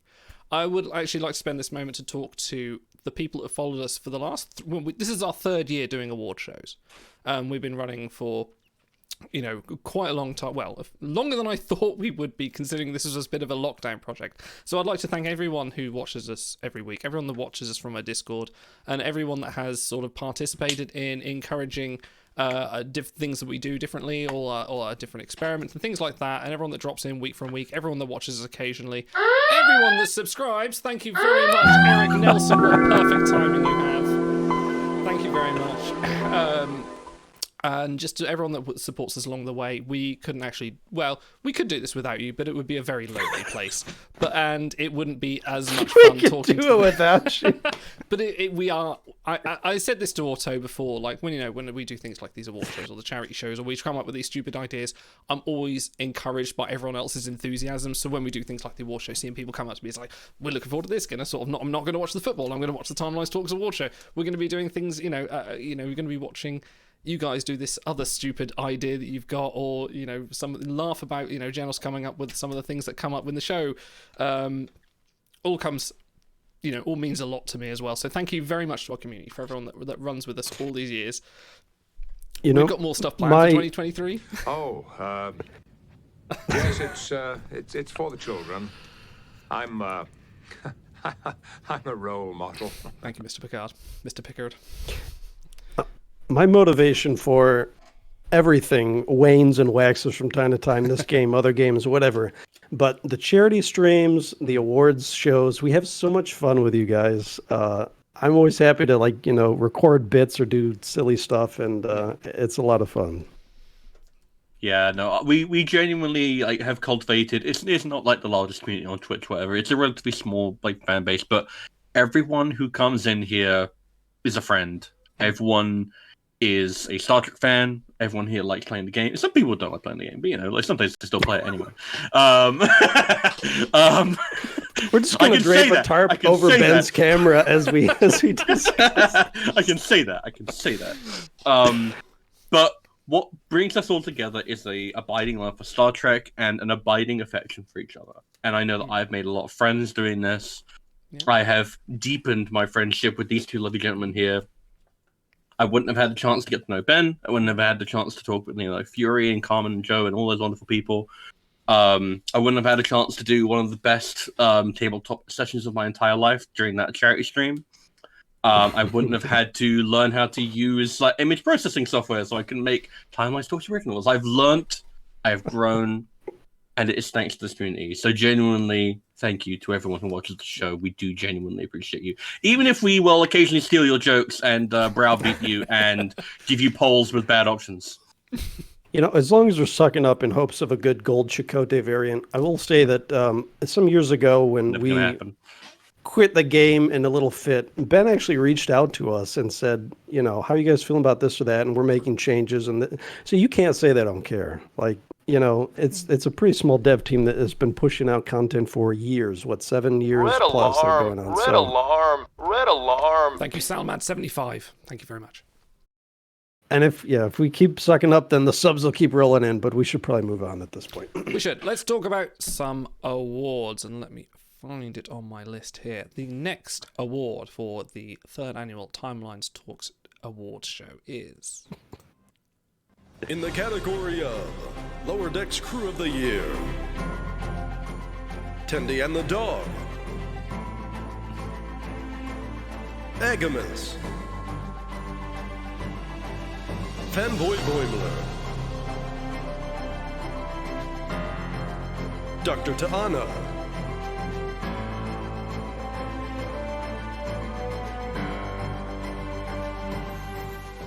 So yes, the other fantastic addition of Timelines Crew in 2022 was the introduction, finally, of Lower Decks, after us pestering Ben for years and years going, you guys doing Lower Decks? You guys doing Lower Decks? Come on, where is it? Where is it? And then here it was, finally coming to the game, and wow, what an entrance. We've had some amazing Lower Decks crew this year alone.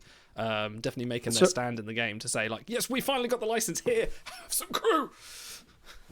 So Ben, you gotta, because you came on the show, like you said, months before you actually got the license and said, yeah, we're making progress, which to the players, they hear that and they go, oh, it's coming right away. So what was the relief like when you finally heard, okay, we do have the license, we'll be able to put the crew in the game?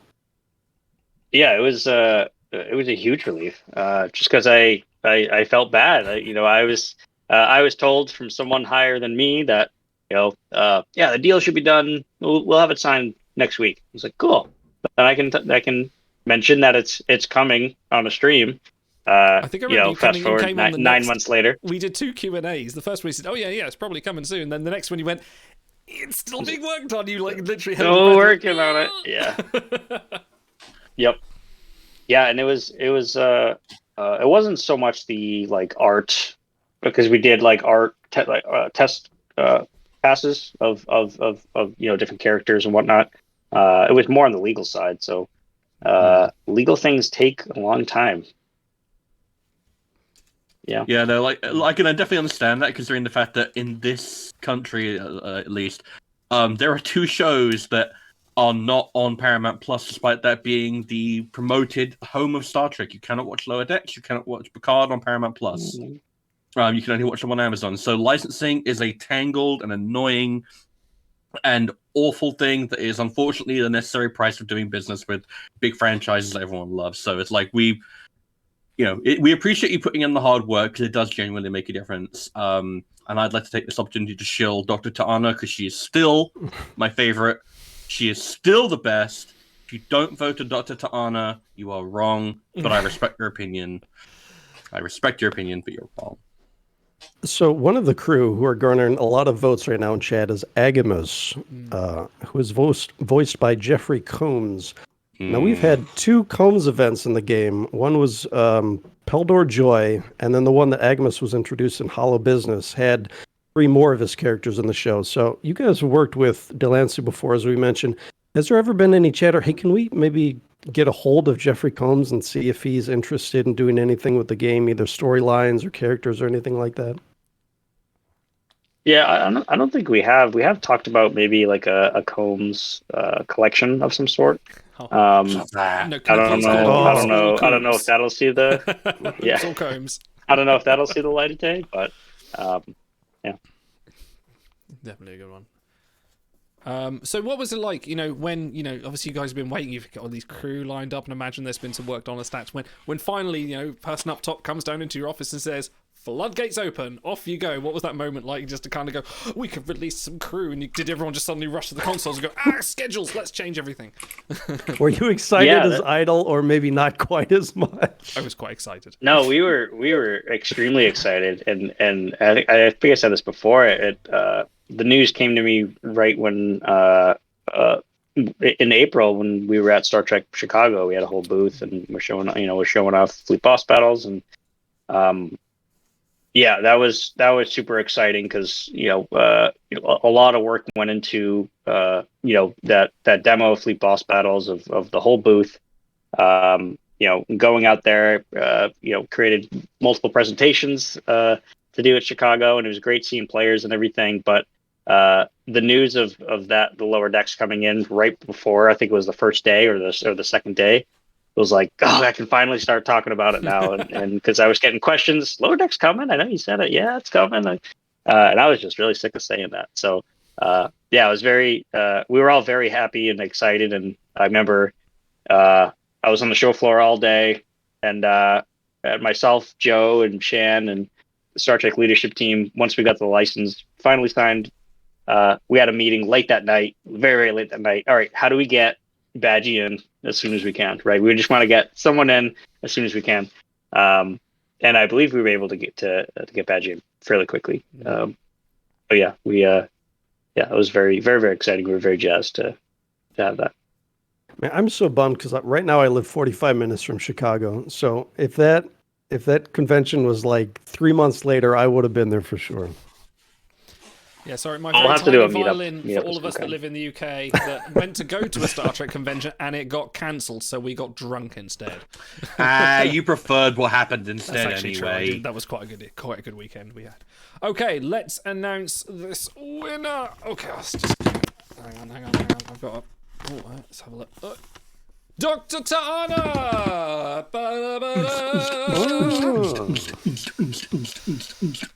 I think the Shadow Cabal committee voted for her because A, she was the first release, so everyone was really hyped up. B, they did a great job with the art. We kind of point to her as the example for shading done right, where she kind of leaps off the page as more of a three-dimensional character. Everyone likes that med command skill set, so there's in-game versatility, and I think she kind of hit a lot of check boxes there. So a really great crew to kick off your Lower Decks expansion with. Okay, on to our next one. This is another Developer's Choice. The Developer's Choice category of Favorite Mega of the Year. The Strange New Worlds 2-week mini-arc. Blasted to the Pasted. The Displaced Mega. Lower Profile, the Lower Decks Mega. Second Contact, the Diplomat Mega.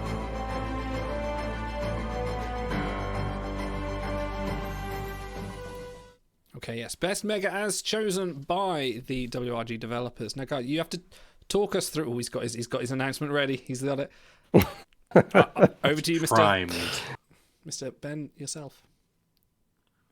Yeah. So let me just get right into it. All these megas we were very we kind of have an idea of what we want to do months ahead, and then it takes the whole team to kind of develop that idea into something that we can put into the game. But we felt like this one definitely hit the mark we were aiming for, and that was Lower Profile. Shouldn't be a surprise. It was the Lower Decks. The Lower Decks Mega. The Lower Decks Mega was written before the license was even signed. Had it ready, and so really? For months we had it there, and we couldn't wait to get it out. So you gave us as we were setting up ahead of time, you listed all the megas from the year, and you included the Strange New Worlds mini arc. So I wanted to ask you a little bit about that. It was a 2-week thing, and I think June, where you had back-to-back themed events. You've done that before with a Borg mini event in, I believe, 2019.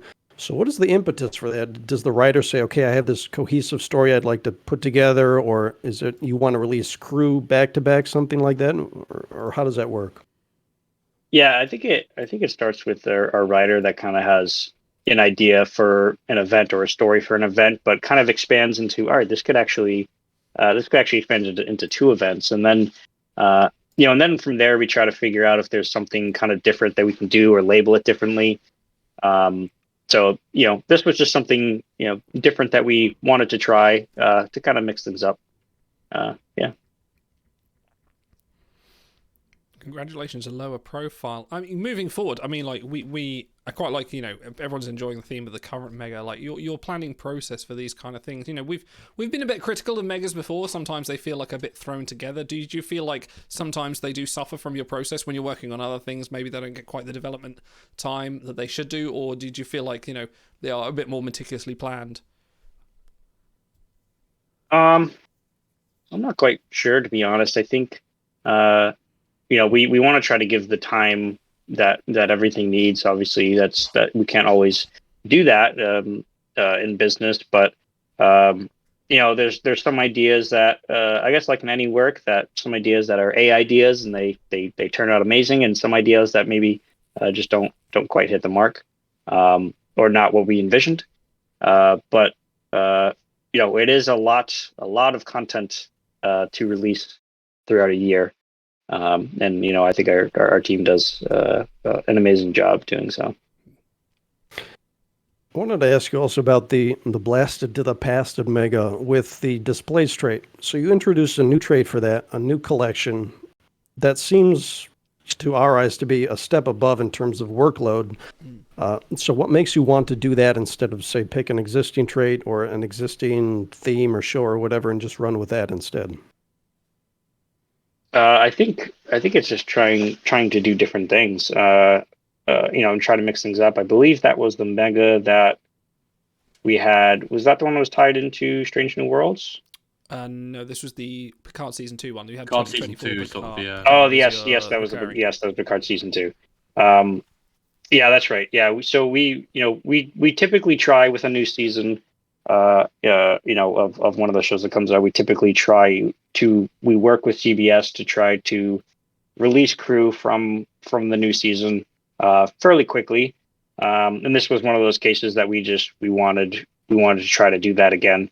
And we were able to pull that off. So I know in the past, I think it was 2 years ago, we booked something to work with CBS and to try to get, it might have been one of the Discovery seasons, try to get content from that earlier. And so we could, show, episode release, we could have the crew from the episode in the game, and that didn't quite work out.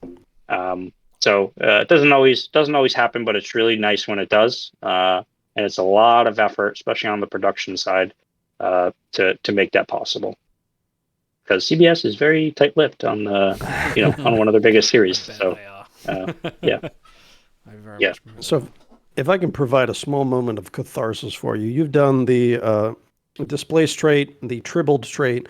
Now, when you go to all that extra effort and you add a new trait, new collection, all these crew, you inevitably get feedback. Well, why doesn't this crew and this crew and this crew have it? How much work goes into that, and what's kind of the process to make sure everything is ready to go with that? Yeah, that's actually one of the things we think about when we're first thinking about a mega with a theme. We come up with a theme. And in those cases, I think we had to add traits for those, right?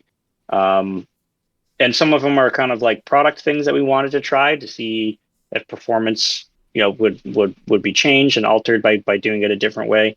And then, in another case, we had our writer Amber come up with this cool kind of concept for a mega, and we're like, oh, maybe we don't have a trait that kind of matches that, but we really like that idea and want to explore that. Maybe we'll create a trait for that. So, I think that the Tribbled was one of those cases.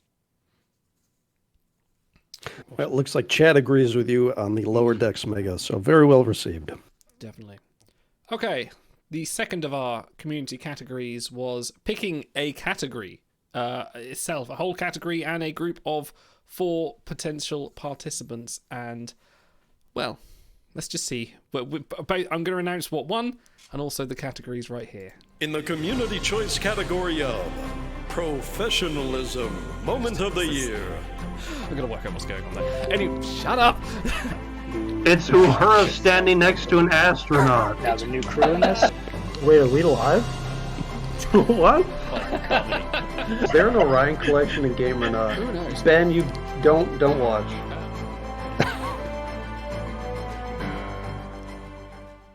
So maybe there are moments that we have on this show where we're not at our best. We have lapses sometimes, moments where the technology doesn't work, or sometimes our brains don't quite align with what's going on in the real world.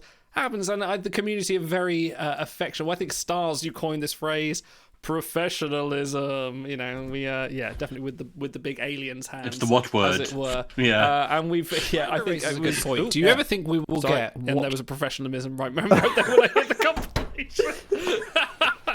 Anyway, That's very meta of you. Can't believe it. I feel like we need to talk through some of these moments a little bit. So... No, we don't.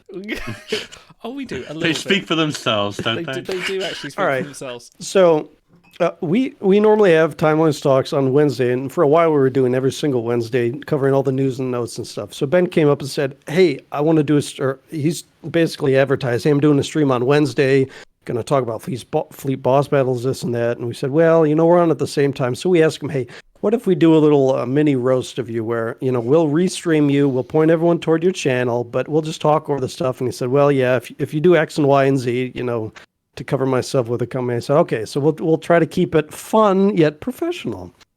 So we do this, and he's talking about the new giveaway crew, and me being a smart ass and on my third beer at the time, thought, "Hey, I'll talk about Uhura."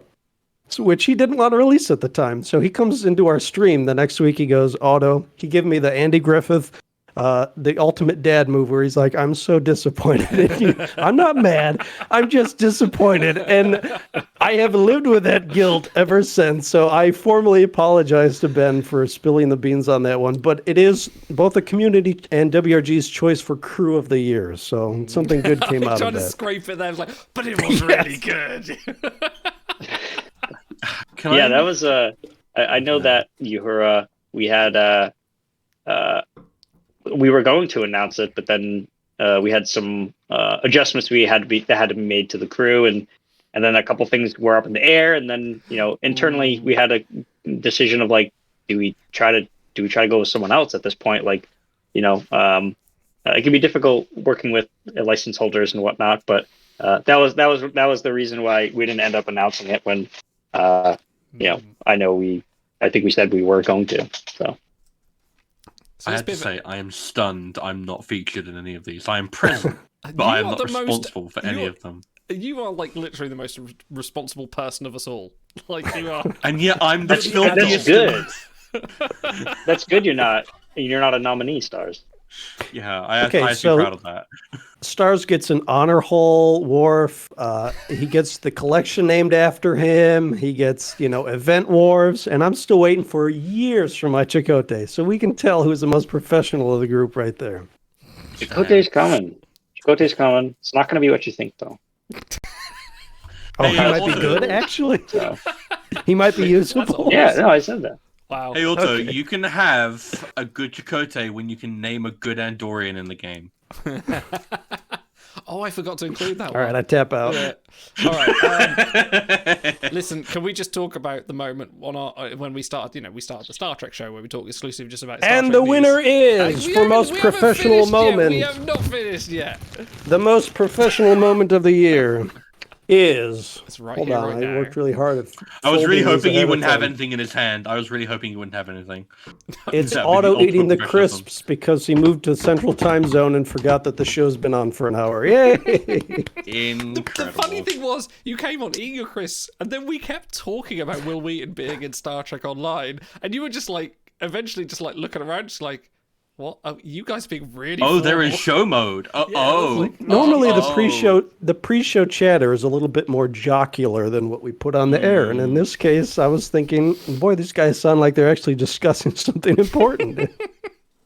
And then you left, and I think later in the episode you came back when we started talking about Star Trek Nemesis, and you like did a shy mic drop and just came in, and another thing. No. So that was all good fun. Okay. And and then you also revealed the Orion collection a little bit earlier than you should have as well. But we'll move on. Okay, let me get back to my notes. Oh, yeah, you announced the winner, didn't you? I'm kind of hoping on the next time you do that, you're just going to reach into the bag and just draw out a middle finger. But it just depends what the category is. Have I ruined the moment now? Okay, chat. Chat, it is your turn now to pick another category. And we're going to start with... In the category of Worst Artwork of the Year, Mokbara Wharf, All-In Owosuku, Judoka Kirk, Puppy Placated Janeway,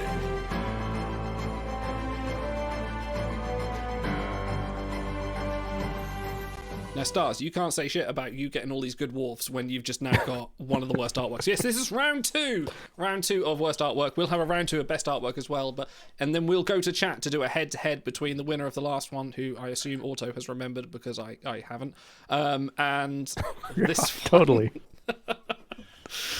So, yes, another round of some questionable artwork this year. Stars, talk about War for me. What was your initial reaction when you saw Big Head mode? Look, I think that 99.99% of the Worf art that makes it into this game is absolutely superb, and that's why there is a really, really high bar for it.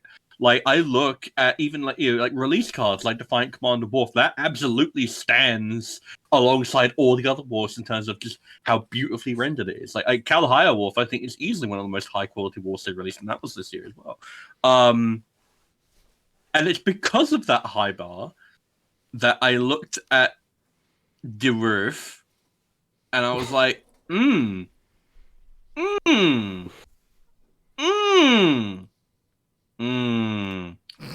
And then I got 2 copies of him because I'm an addict and I have a problem. But I'm perpetually like, So those are my feelings on Mokbara Wharf. Like, guess what? It's compared to some of the Croden, for example. I think he is perfectly fine, but I just have a certain bar that I have. Don't you? I have a certain extremely high standard. Ben, question for you: Who among your crew has not watched TOS but has been getting crew notes from William Shatner about what he looks like and decided to give him a 6-pack when there were no 6-packs in the 60s? Judoka Kirk is very... This is what William Shatner would describe himself as like, not maybe what he actually was like. Well, maybe that's what we were going for? I don't know. Oh, good answer. I appreciate the attempt at a save. Look, I will say one of my favorite meta moments of the entire year is when, you go to build the new campaign crew and Judoka Kirk's uniform, like the normal uniform you build, is he's throwing another person in just his pants. And it's like the most absurd item you've ever put in the game. And I love it. I think, I was listening to a podcast about this the other day, like people watching original TOS, and they're just saying, like, William Shatner just is a wrestler before his time. Like, he was, like, an Attitude Era wrestler, just, like, bowling into people and, like, flipping over in the most unrealistic ways, like, because that's all Shatner. He's the macho man. What the Kirk is cooking. Yeah. It's not efficient, that's for sure. I don't know what you're talking about. The double axe handle, like, that's, like, no one can top that. I'm so happy that makes it into all the new modern Star Treks. I'm so glad that is just Starfleet's standard fighting style. I appreciate it. I believe we have a we're running late, but whatever. I'll say it anyway. There's a crew that was going to be in the game, Thelev, who got canceled, I believe, because of a rights issue. He's an Andorian from the episode Journey to Babel, where he fights Kirk in the hallway, and Kirk does this flying jump kick off the wall and lands on his ass, and it's the least effective fighting maneuver in Star Trek history. But he performs it to Thelev, who I was hoping would get in the game just so we could talk about that moment in Star Trek. So maybe in the future we'll get it. Okay, who is our winner for Worst Art Part 2? For podcast listeners, Worst Art of the Year Part 2 goes to Judoka Kirk with 79%, followed by Mokbara Wharf with 21%. So who won round 1? Hold on. Princess Talia and Runa. No, Worst Art. No, it was best. Oh, this is worse. Hold on. First Officer Data. Okay, yeah, so start the poll. Data. What? No. We'll get to that later. We have Are we show doing that notes. later? Follow the notes. Oh, we're doing that. All right. Okay. In which case, Professionalism. Yeah, there you go. it's good job we agreed all this before show. Next category. In the category of Best Artwork of the Year, Evisuit Hammer, Morn to Morn, Dread Pirate Q, Kayla Tirana,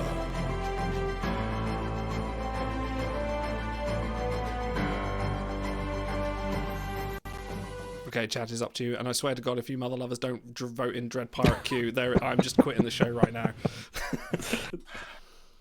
Look, I've got to be honest. Like, Dread Pirate Q is really, really top tier.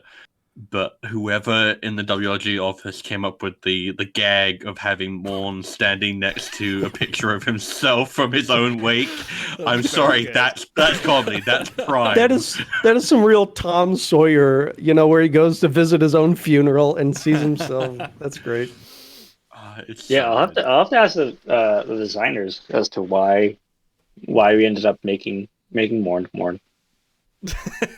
Because someone had a vision, That and was that good, vision was yeah. pure artistic excellence, and they committed and they delivered. Because there's not many Perfect. Morn variants you can get in the game that aren't just really Morn standing there, and him standing next to an artist, an artistic rendition of himself, after finding out that he's died and Quark's trying to sell his remains it's quite poetic. It's quite nice. And I love big shout out for people in our chat and in our group who made a lot of memes about this, changing the artwork to various other things. That was incredibly fantastic. Big shout out to Cranky. I think he did quite a lot of those.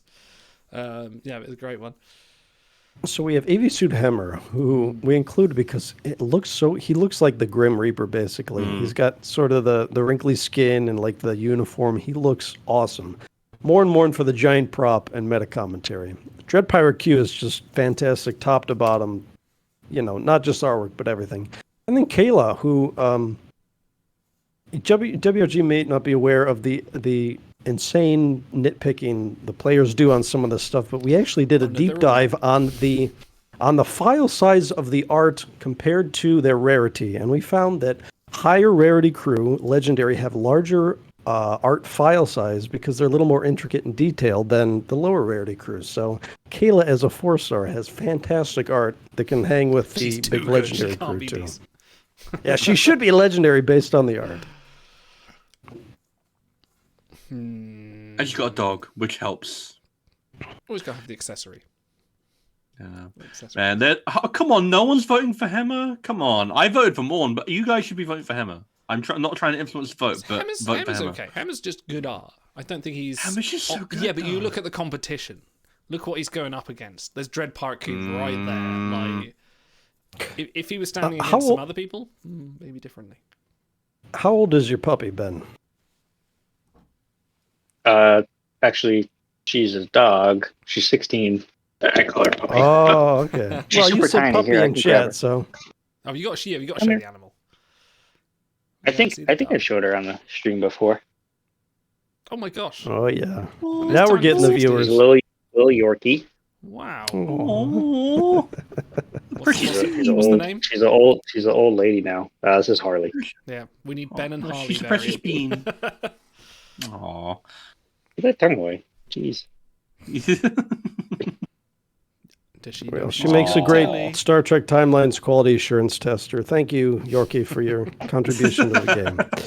So we've actually talked about having making avatars of all the employees' pets. Ooh, I love that. Release them in the game. So that's something. Carmen has an amazing dog. His name is Stubby. He's absolutely amazing. Does he have really short legs? Everyone has. Yes, very short legs, long body.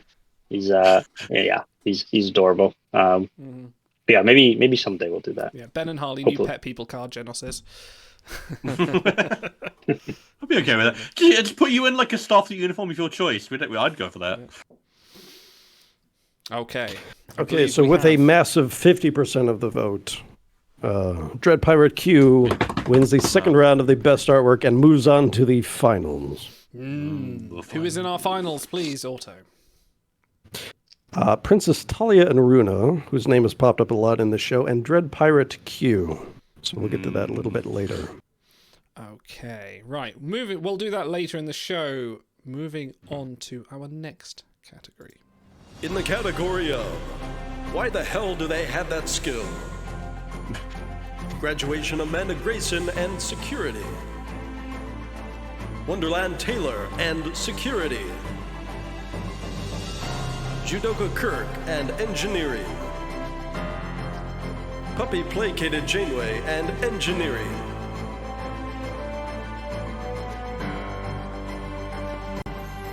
So yes, this award is for all the times when when WRG have released crew and we've been like, what? You know, as much as we moan about the Command IPSec recurrence, there are sometimes we kind of go like, what's going on here? Why did they do that? Although I will automatically give a defense to Judoka Kirk and engineering because it takes a lot of mechanical expertise to coordinate that role. It's all about the torque and the required strength. Motion, friction and all that science. Now I really want to do like a meme edit where it's like that woman looking at all the mathematical equations, but it's Judoka Kirk going. For like body piling Charlie X. Yeah. So Jillian Taylor in the movie, very popular movie, probably the best grossing when you adjust for inflation and everything. She's standing there with her hands up. She's just been abducted against her will.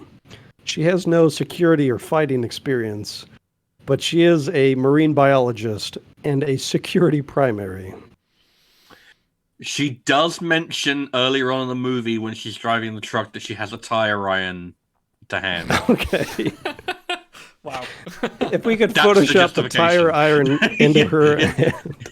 That's what she got the hands up for. She's like, oh damn, if only I have a tire iron. Maybe it's like a Final Fantasy VII moment where in the background she's preparing a spell and a giant whale's just going to come out the background and like body curve. Eat her, yeah. Okay, so Ben, there have been discussions for a long time about 6-star crew or crew with 4 skills. How serious have those discussions ever gotten at WRG? Have you considered breaking the final frontier barrier of either a 6-star or a 4th skill on a crew? Would you like to ruin all of my spreadsheets by saying those things? No, that's basically like an internal meme at this point. Especially when it's a crew that definitely shouldn't ever have 6 stars. One of them was Commander, the first Badgie. No, not the first one. The corrupted Badgie. I think it was Carmen who was like, so we have to make him a 6-star, right? I think the UI supports it, but there's so much design, but there's so much design that doesn't support it that it's not going to happen. You just try and use them in an away mission, and it breaks it like Missing No in Pokemon. Yeah, basically, yeah. You can only get it if you do the certain away missions in order. You do episode 7, episode 1, episode 1, episode 3 on Elite, and then you finally unlock the 6-star Badgie. Enter the certain game. And then you go. I believe they do have an Easter egg that hasn't been found yet. Oh, really? But it's very small. Ooh. Yeah. Not the headset. Not the Criterion game headset. Not the headset. No. You got an Easter egg in there. 7 years and it's never been found, huh? Yeah. Is it that? I think it was meant to never be found. Oh. So I don't think you'll find it. You're just giving our friend No Name Namer a challenge now. He will find it. What kind of Easter egg is it? Is All this right, like folks. a code Easter egg, or is this like a Star Trek story Easter egg? It's like, I think it's the no, it has this. I don't think it's any code to it. I think it's just like a design little gimmick, like funny thing that if you were to notice it, you'd be like, wow, why'd they put effort into that? That's silly. Is it? Yeah. Is it a Romulan plot? A ploy to start. So I told people I when shouldn't have said anything. skirmishes. I'm sorry. I definitely had a nerve here, I guess. Now we're gonna have to. When find skirmishes you. came out, when skirmishes first came out, I told people, if you take your ship to a certain system, you'll get better chronoton drops or better honor drops. And people actually believed me. They're like, "Oh, is that true?" And they start like recording their drops for skirmishes. So Look, it's easier to catch Pokemon if you hold B while the ball is shaking. One I like from Genos here. Is it Breen disguised Ducat's flavor text? No, that's really no. You've started something here. You've said there's an Easter egg out there that no one's found yet. Is it findable in game? Like, you don't have to break this apart to find it.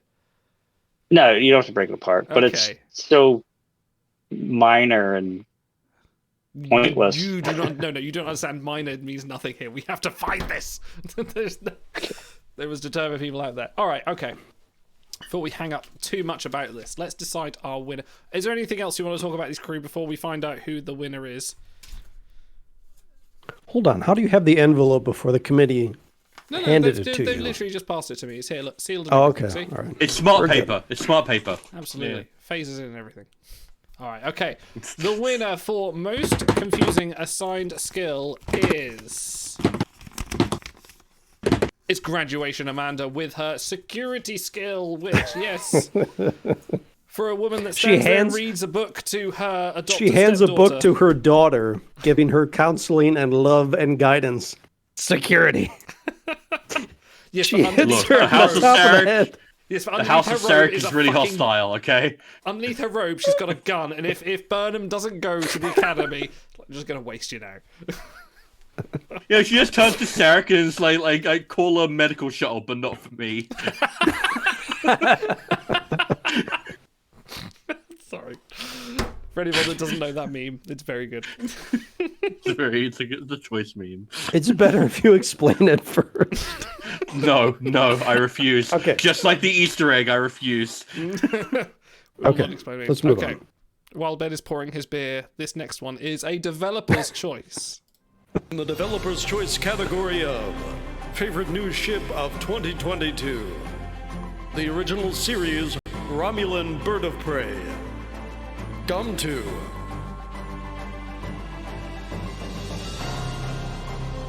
the Gorn Raider, the USS Cerritos,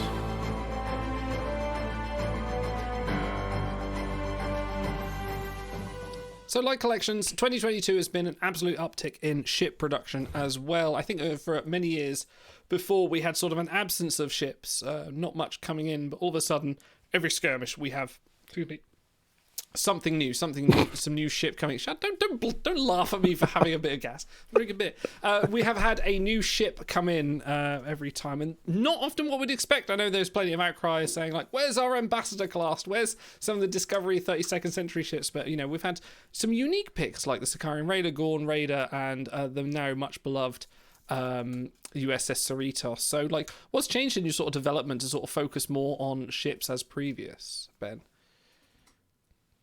I actually don't think there has been a change in development. You know, we've created. I think this year we tried out a few different things on how to release ships. Like, you know, we put one in the honor hall. I think last year we put one in arena, right? So I guess we've kind of tried different things. But I think we just you know, I think all these ships came out really good, and I think they just look really cool. So I don't know if that was something that our writer was like, we're just gonna pick ships that look awesome, that are a little different. But you know, I think we're really happy, especially with the Cerritos. We were able to get Cerritos in there. I think it's definitely a fan favorite. I think I mean, if you ask any Star Trek fan, they will have their different opinions about what ships they want in the game. So it's hard to please every fan, but it's been a nice mix of different things. So for the longest time, we had folks, not me, but other people that I'm generally aware of, have data mined the game and found stuff that have been in the files for a long time. One of them is a little avatar image for the original series Romulan Bird of Prey, and that's been around for, I think, over a year, maybe 2 years at this point. So can you talk a little bit about the process where you get stuff close to live, but something hangs up and you say, okay, we'll put it on the back burner and try to get to it later, but you know the content train keeps running. How do you decide when to go back and look at stuff that you've almost released and see if it's ready to push live? Yeah, really, if something does miss a deadline and we have to come up with a backup plan to fill that spot of content, we still try to finish that original piece of content. But then we have something in the books that we can pull out in case we need it, right? In case another ship runs into that same problem, not able to kind of pull it off and get it done in time. But we have a backup ship that we can pull from and kind of place it there. So we do that for ships. We do that for crew as well. We have a few crew that we have. At least we have like the art finished and approved, just in case something does happen that we have to like pull, break glass in case of emergency. Mhm. Yeah, I think So- something similar happened with what was it, Charlie 8's way back in the day when he suddenly has to be pulled, and I think it happened recently. I think it was Delev, wasn't it, with Android Mud got subbed in real quick. And that was that. Yeah, there was one recently where we had to break glass and make adjustments, and we had to get the event to be rewritten, and so it ends up causing a lot more work on our end. But yeah, content train don't stop. Choo-choo. Nothing can stop it. No derailments. Okay. So I can read the winner. Do Dev? Yes, Dev yeah. ship? The USS Cerritos. Hey! Not a surprise. Lower decks is The a chat agrees. was a very big Meme. thing for the devs. I bet. And that's a hero ship. Everyone loves a hero ship. It is Okay. a hero ship. It's the Enterprise of California classes. It actually is. It actually is. Okay. For our next category, Ben, have we ever Hold told on, you can how we much- get go Ben to announce this one because it's everybody's favorite. And they beg for it to come back every year, and They it's do. WRG related. And just to let you know, we love you so very much, Ben. But this is the next category. In the category of WRG Gaff of the Year, the 24-hour event extension of Doom. Web store exclusive crew, Bing Oimler. The very bad, no good hidden trade audit.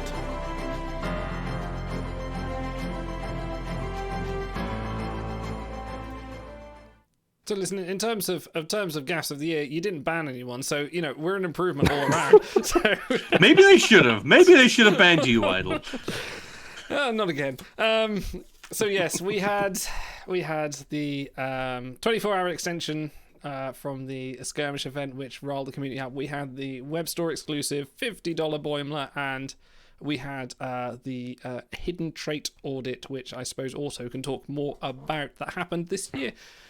Pretty light offering to former, but yeah, still a few niggling issues that we had as a community, but always worth laughing about in retrospect. Now, you'll notice we only included 3 gaffes, not 4, as is the standard template for our awards ceremony. So we're going light. Well, thank you. Thank you. I do think we have gaffed up less this year than we did last year. No, I will agree with that. There's been less. I think that's probably true, actually. Yeah. Yeah. Stars is racking his brain. Just agree, man. Progress. He came on the show. Well, we didn't have anything on the level of the Dira gate, so because you always have to attach these things with the gate because that's And the I only had way a you can full name years these of things. gameplay, so no weeks gate. sitting out. So So the 24-hour event extension. A big fan of the show ended up winning that event, so kudos to him. But we've had before a triple hybrid event where it was 6 days, and each 2 days was a different event. Have you guys had discussions about extending? Obviously now we have objective events. Have you had discussions about extending events to a 5th day or a 6th day for special occasions? No, we really haven't. I think we kind of like that time frame that they're currently set to. But in this case, I think the game was down for a certain period of time. And we got a lot of comments of, this is my time where I can usually play in the events, and now I can't. So we made a decision. I don't think it was the best, but that happens. Because it was The the hidden- Spock skirmish, right? Yeah, that yeah, one? for Yeah. crew of My the hands year, are bloody. community Oh, choice crew of the wow. year. Yeah. Yeah. Yeah, my hands were bloody because everyone. It's like, oh, and now I can pull, and it's like, you mother, I want the 2 copies. Stop making me play. it's Tuesday. I shouldn't be doing this. I should be working. You don't work. That's true. Okay, so no, are you we're saying gonna... I don't work a job, or I just don't work? Both. Yes. Both. Okay, we're going to turn a negative into a positive here. Ben, talk to us about store.StarTrekTimelines.com and what the what the company's aims are for that. Yeah, so I think definitely in the game space and the tech space, a lot of people were aware of the Apple versus Google or Apple versus Epic kind of lawsuit there. Yeah. And that opened the door for a lot of online shops, a lot of developers too. Apple and Google take a very large percentage of each purchase. It's like 30%. For not really a big reason at all. That's been hurting smaller developers for a very long time, and that percentage has also changed over the years. But with the ruling of that court case, companies and apps are now able to have different methods of purchase for in-game stuff and in-app stuff that is more developer focused and helps the developer out more than the platform. So whenever when that court case was finished, that was something that our company decided to start investing in, or starting to take a look at. And it does make a huge difference, just purchases on the web shop itself. We've had to, that's something that the web shop is something that I myself lead and try to grow. And I've learned what not to do, and how to do things. So, it's always a learning process. The Boimler was something we tried. It definitely missed. Would I do it the same way next time? No, I wouldn't. I would definitely do it a different way. But, it being live, for a certain period of time, it wouldn't be smart of me to change that after it's been live, right? So that was a mistake. That was a thing that I did. Got to live with it, learn from it, and improve on it moving forward. Can you give us any? Oh, sorry, go. Can you give us any specifics about how often it might happen in the future, or price points, or the kind of crew, or anything like that? Or is that just going to have to be wait and see? I think it's going to be wait and see. I kind of have to figure out a new strategy for that. I have an idea, but nothing ready for public consumption. But yeah, I mean the web shop. I do want to comment on it again. Is that Apple and Google take 30%. The web shop, our partner that we use for that, takes a extremely less percentage of that. So more of it goes to the developer. More of that goes to being able to continue to run the game for a long time. So every purchase on the web shop does help. And we have additional tech that is coming. Things like giveaways. I know we've tried it before. It didn't end up working multiple times. But we're still working on it. There's still things that we have to iron out and improve on, but it is something that we're trying to continue to grow, to extend more discounts and stuff to you guys as well. I think just coming in support of it, it's good in theory, good idea in theory, because 30% is a lot. You want to get your cut for yourself. I can absolutely understand, why you want to do that and try and separate yourselves away. I think one of the things I do like is sort of your login-less system, where you kind of log in with a DBID, as opposed to a thing that for ourselves, we've run a giveaway where we say, come on, and we will buy this from the web store for you. It's sort of for us as fans of the show on Timelines Talks, say and we did it once. I think Evans of Wales won 10 premium packs we bought off the web shop for him because he gave us a DBID, and that was a great lot of fun that enabled us to do something fun with the community with that system. So that was a cool sort of little endeavor and something I did like about it. Charging £50 for Boimler, maybe not, but yeah, that's actually $249.99 is the price point for a fully fused Boimler. It was very much, well, how much is the price of bananas anyway moment, but there you are. We're also looking to weaponize the web store If we can get the DBID of a VIP 0 player, we might buy them an offer that bumps them up to VIP. Wow, that's just unbelievable. I think the thing is, you buy them the offer, and then if they don't say anything, you're like, I know this, you know. But no, you know, like Genesis in comment, you know, I'm grateful that you came out and said, we tried something, it didn't work. You know, that's always more appreciated than, you know, saying like, you know, this is some corporate strategy, blah blah blah, and you know, it is appreciated. We tried it at this price point, didn't work. We'll refine and do things, you know. Yeah. So yeah, thank you, Ben. Appreciate that for that one. And for every exclusive Boimler, there's a leap year deal offer, which we extremely appreciate. I know a lot of people took that up. We do love those. So anyway, shall we announce a winner for this Jaded category? And I think, in fact, this is the last negative. Oh, are you doing this one also? Are you doing this one? Sorry, this envelope. Yes, but I won't belabor the point. It was Boimler. Yes. Sorry, no, say it properly. It was Boimler because we're censoring the name from history. Okay, next category. Next category. History never remember your name. Okay, this one is for our community who every Timelines Talk show submit show titles, and there is always a winner every week. So, without further ado, in the category of Best Timelines Talks Show Title of the Year, put a little T'Pring in your step. Ladies and gentlemen, this is Mbenga number 5. Stop, Hammer Time. Vance Revolution. Lower Decks Spectation. Alara Zadeh keeps the Jacques Vache away.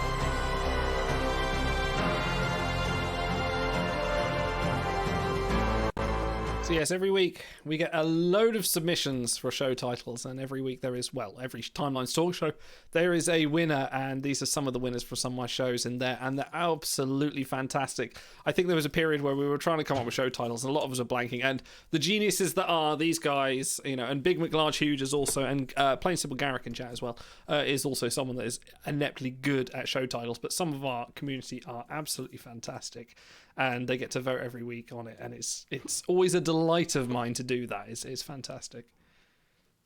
Personally, I prefer when we go the extra mile and turn Ben's head into a giant Borg array that we blow up on screen for everyone. I feel like that really sets the mood for a new show. I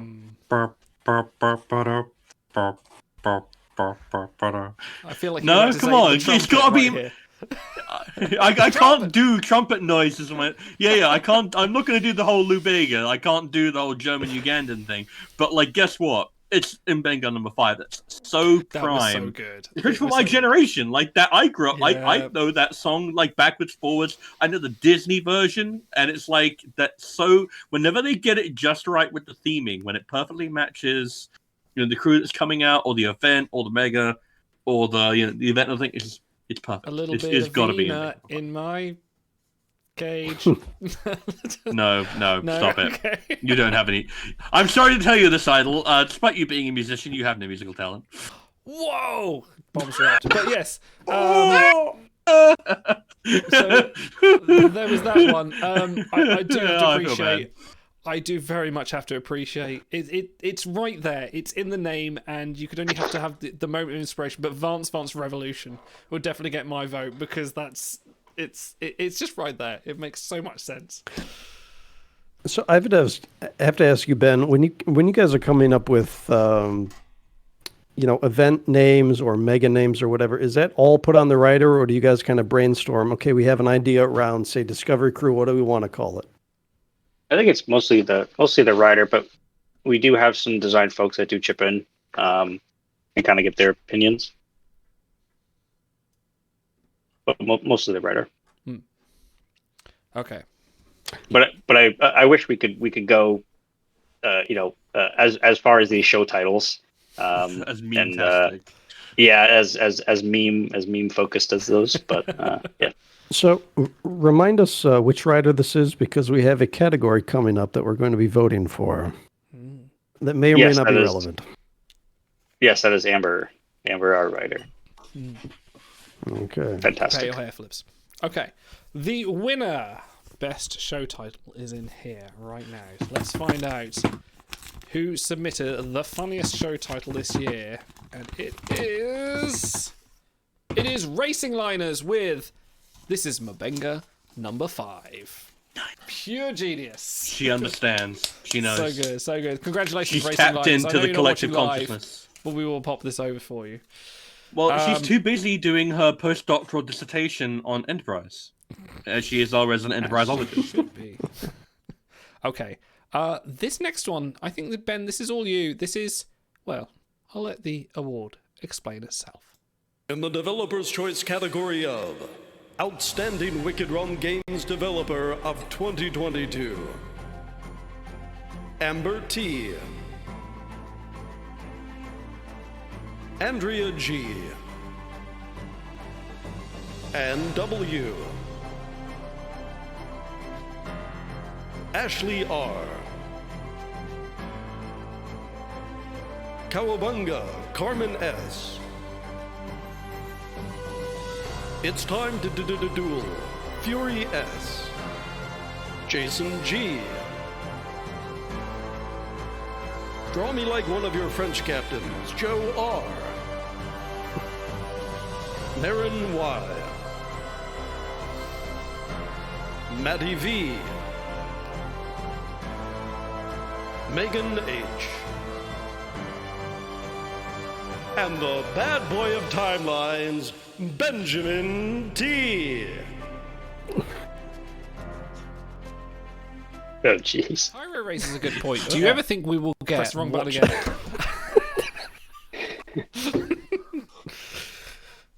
You try doing this. Okay. Ben's appearance on the show is contingent on that introduction. I didn't write those. Okay, he did, so. We had to talk him down. We had to talk him down from him from saying it's like, we can't say it. It's just too hot for TV. So, Ben, the sexy grandmaster of timelines, Benjamin T. Yeah, Funkmaster Flash. Okay. Yeah. Have you got a tracksuit? Okay. Please talk us through this list of names for those that are unfamiliar to the development team. Yeah, so there are a bunch of folks that are behind the scenes that work very, very hard on this game, from the feature team all the way over to the content team. It takes a lot to run this game and have new things coming out on a daily basis and events every week. Ton of moving parts. So I thought it'd be nice to just hear from the dev side of things, and we do have our own internal WRG holiday awards and stuff for people that are outstanding and go above and beyond. This one's more focused on Star Trek Timelines, but this is all voted from the dev team. Let's hear the winner. Who's the winner? I swear to God, he's just going to announce his Maddie V. Maddie V. Maddie V is the winner. Who is Maddie Matty V? Is our Maddie V is our one of our engineers. He started with us out of college a few years back, and has been amazing to see him grow and improve, take on bigger challenges, and solo new features. I can't say enough about Matt and his willingness. His need to learn and improve and inspire inspire other people around him, which is very, very, very contagious. Wanting all of us to do the best we possibly can on a daily basis. So he definitely stepped up a ton this year, and I'm really happy that he's getting recognized for that. He's definitely an unsung hero that you don't hear much of the dev team, but he does a lot for us. Can't wait for the Matty V Tuesday pack. A question for him though. Question for a chat. What would you rather fight? Is one Benny T sized Matty V or 100 Matty V sized Benny T's? There's a callback to our first Q&A. That's great. I do have to say we actually had a 3-way tie for second for this voting. Which just goes to show that we have a bunch of folks that are that are striving to do the best, be the best that they can, and improve themselves and the people around them, and the product as a whole. And I feel like I have to call them out. Amber T is our rider. Obviously, we get tickets from players on a daily basis for support, for issues, but every event we do get a handful of tickets that just say this event, this narrative was amazing. Everything from I actually get them from tickets. That's awesome. Yeah, we actually get them from tickets, which is great, which is really, really nice. We get everything from the dialogue, the faction mission text, and all of the new dialogue and the new stories that we add. She does a great job being authentic and a lot of fan service in those as well. So she's done a really good job, and I definitely wanted to call that out. And it's your yearly reminder to read the new stuff. Definitely read it. The other person that we're tied with, Megan H. Like I said earlier, I felt like we've had less gaffes this year. That is because we have brought in Megan. She is our QA lead. So it's been great having her on. She has totally redefined our QA process. And we feel like it's much better than it was. And I think it that is shown in the amount of tickets that we get and whatnot. So she's definitely stepped up this year. She's taken on a lot of extra work beyond QA. So definitely had to call her out. And then Ashley R in design. Ashley came in and just took the bull by the horns and ran with it. So she's currently working on one of our new features that'll be out next year that we're all really, really excited about. And she's done an amazing job with filling in and helping out on the content side of things, but also tackling the big feature stuff. So yeah, those three folks were tied for second. Felt like I had to call about. You know what you've done though. Now you know what you've done. Now you've said who you replaced, because you used to be the QA lead, didn't you, Ben? You used to be the person who used to say, "Oh, Ben." So now we've said, and every time there's something unique, we're like, "Megan!" We'll be shouting to the skies. I just don't want to be yelled at anymore. Okay. No, that will never stop. Those are some very big floppy shoes to fill once Ben left his QA post. So, all the congrats in the world to Megan for keeping things running smooth. Absolutely. Congratulations to everyone from the WRG team for stepping up. And also, calling out from the chat, Genos wants to give a big one up for the customer service team, resolving tickets like bosses 24/7. I'm seeing a few names in there for people who have handled their disputes. Lemuel, I'm seeing, is a big fan. Everyone has their big fans. Everyone has their favorite customer service. It's like having your favorite Pokemon. It's just like you want to see them come through. No, it's more like going to the parent and trying to say, "Oh, well, the other one denied my ticket. Will you let me get all this dilithium instead?" Yeah, but Mom said I could merge my account. Why can't you? Yeah. I get 3 Christmases with Lemuel. And of course, a special thanks to Joe, Carmen, and Fiore, who have come on 2 years running on our charity stream, which we're enormously proud of. And if you are a WRG employee and would like to contact us to appear on Timelines Talks, that email address is timelinestalks@gmail.com. Don't go through your normal channels, trust me. Just email us and we'll get you on the show. That's actually one thing. I do have to give a call out.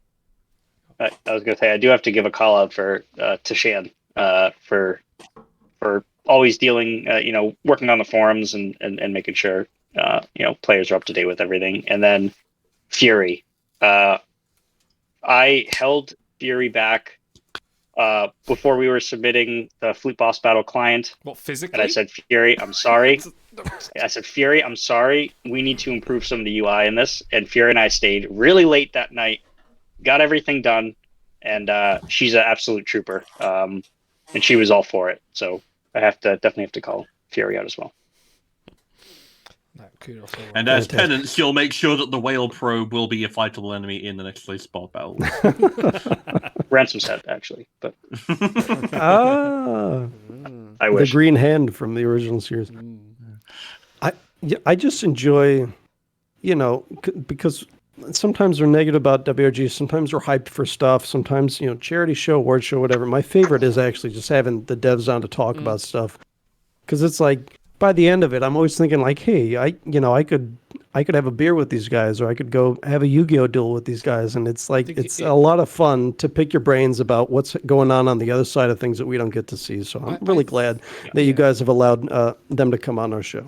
I think at the end of it, it's just it reminds us you're human, and like of all the sort of like corporate announcements and the things like here's our date, here's our weekly event announcement and things like that. Talking to people personally, and this is what I found with having our guests on the show and things like that. Even people we've been contentious with in the community alone, from Fleet Drama and things like that. And even like when we had Cab on, and Big Book Cab rivalry was always a thing, and then we had Traveling Man on, and greatest guy in the world. We've always had good, rapport. When you actually talk to people, it is always amazingly brilliant. So and thank you to Ben for initiating that. So it's always been great to sort of talk face to face. Yeah, like I said, that was something that we wanted to do more of, was to connect more with the community, and that wasn't one of the major things. Is like for us, for you guys, it's a reminder that we're also human on this side too, and not just robots that are pushing stuff and putting forum posts and whatnot.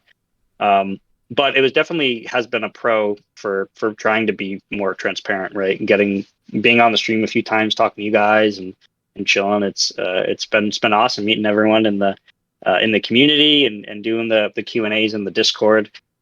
Being able to interact with everyone has been awesome. Really, really awesome. I always watch an extra 5 minutes of Enterprise because I know Carmen's a fan, or Teenage Mutant Ninja Turtles comes on, or whatever. He will die on that hill. Otto, you can't change his mind.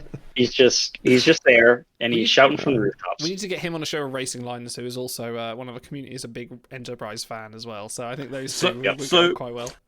I don't know if you're familiar, Ben, but we do another segment that's called Star Trek. It's multiple tracks. And we basically watch through the episode all together, and we release that video as like a watch along for subs. But then we do our in-depth breakdown of it, and we talk about what we liked, what we don't like, what we the best actor and everything.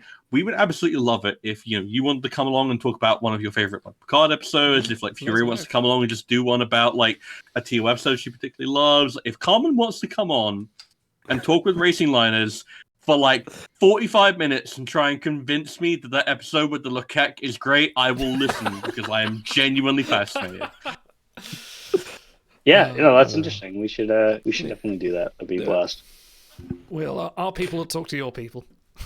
Yeah. And we'll conclude the second up portion with a ho ho ho and happy holidays to everyone. If a bug happens to pop up during an event on December 25th, just shrug it off. Don't send in a ticket. It'll get fixed eventually, folks. It's Christmas. What's the worst that could happen? So if we don't, it was a few years ago, might have been right before I started. The game was brought down on Christmas Eve, actually. That was we had very rocky assets when we first launched the game, and that went on for a year or 2 years, and someone was working late and needed to fix something and deployed something, and they should not have deployed something, and it brought the game down on Christmas Eve, and so people had to be called to come in, and people were interrupting people's dinners, and that was not fun, but. We have lots of processes now to avoid situations like that, but we are being extra careful, especially around the holidays. No one touches a single thing. December 23rd is fine. Yep.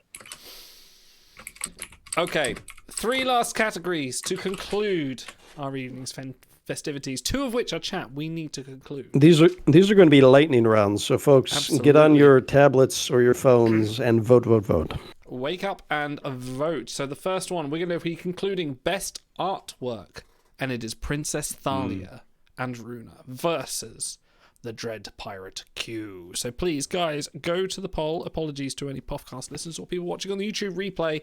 Sadly, can't vote. You have to be here. But please vote for these 2 awesome cards. And actually, I'm looking at the vote now, and I can't choose. I don't know who I want. Am I a bad person? I looked at that poll, saw who was winning, and immediately voted for the other person. I just contrarian like that. It's only Drama. It could go. Honestly, I'm So, looking at it. It could go either way. Ben, have you seen the Princess Bride movie? Yes, absolutely. Okay, so the flavor text hints at that, but I noticed you didn't go with the black bank robber mask with the eyes cut out. Is that because you were trying to avoid a little bit of copyright infringement with this crew? Yeah, probably. Yeah. I think that's our designer that wanted to do that. But we just had to make sure the art was not in, copyright problem. Okay, we have a winner. Otto, would you like to announce it? No, because I'm doing the next poll. Okay.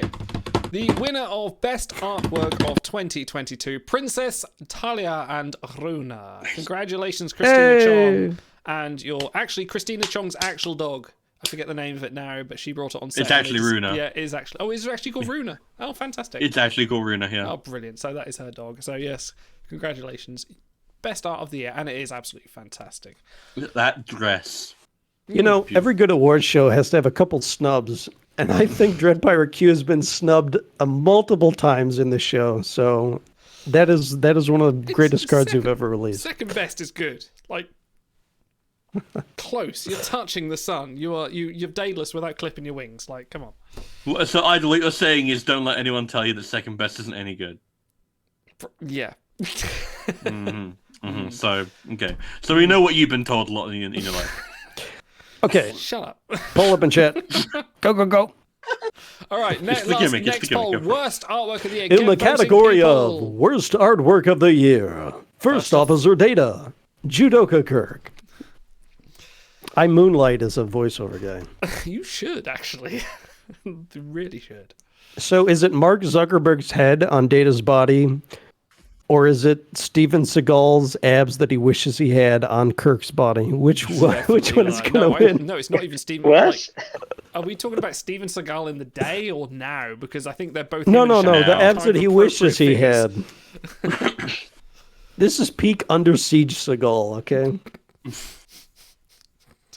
Oh man, this is a runaway. Up O'Brien in the kitchen, is he? Oh yeah, no, this is no competition. I think part of the problem is that Judoka Kirk was a premium campaign option. Wait, hang on. Actually, Judoka Kirk isn't it's just the fact he's got abs. The rest of the art is kind of fine. How did this win? He's got abs. The people have spoken. The people have voted. This is true, and they have voted for Judoka Kirk as the worst artwork of 2022. Which now I feel bad because, okay, he's slightly misproportioned, but that's not as bad as Croden. But okay, fair enough. You guys have voted for it. The community has spoken. Wow, this is what happens when you give people a voice. Yeah, no, democracy's awful. Why did we ever? It's a freaking bad idea. Oh, well, okay, this actually brings us to our final category of tonight, and absolutely... I like this one. We never know where this one's going to go. Absolutely. Every year, there's always so contentious, and, let's just see for ourselves. Been a few upsets. In the category of Best Premium #1 Talk Show of the Year, Timelines Talks. Timelines Talks. Timelines Talks. Timelines Talks.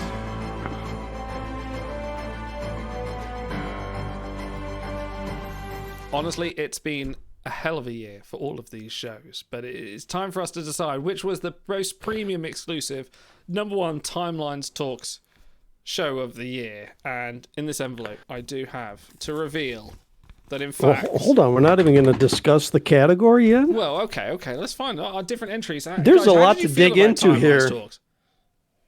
Look, if you've ever felt... I feel like... Oh, no, there you go. If you ever felt like you haven't accomplished much in your life, just remember that I had to sit down and record Timelines Talks 8 different ways, and then record it 4 times to make sure I got a good take. And then I sent it to Idle, and then he put graphics, and then we put it in this show. So you have done so much more with your life than this last category of the Butter Zone. Yeah, so I feel like this is going to be like the Heath Ledger moment in the Oscars, where it's like it's going to be influenced by the in memorandum, right? Because R.I.P. Timelines Talks, it's all gone. It's not the all final gone. No, it's It's not. No, actually the final stream. No, it's dead. It's gone. We've been saying it's the final stream for like 3 years now. But no. Timelines Talks is still going to be a monthly show, just under our new banner of Trek No, Time. it's gone. It's dead. It's gone. Fine, it's fucked. Okay. It's gone. Oh, dear, So I see the Butter Zone pulling ahead in chat. That will be the name for our new off-topic weekend show, which we have been begging Ben to come on and talk about his fantastic vacations. We did try for the where margarine did you go? moment, Saudi but it Arabia didn't quite last hit. time.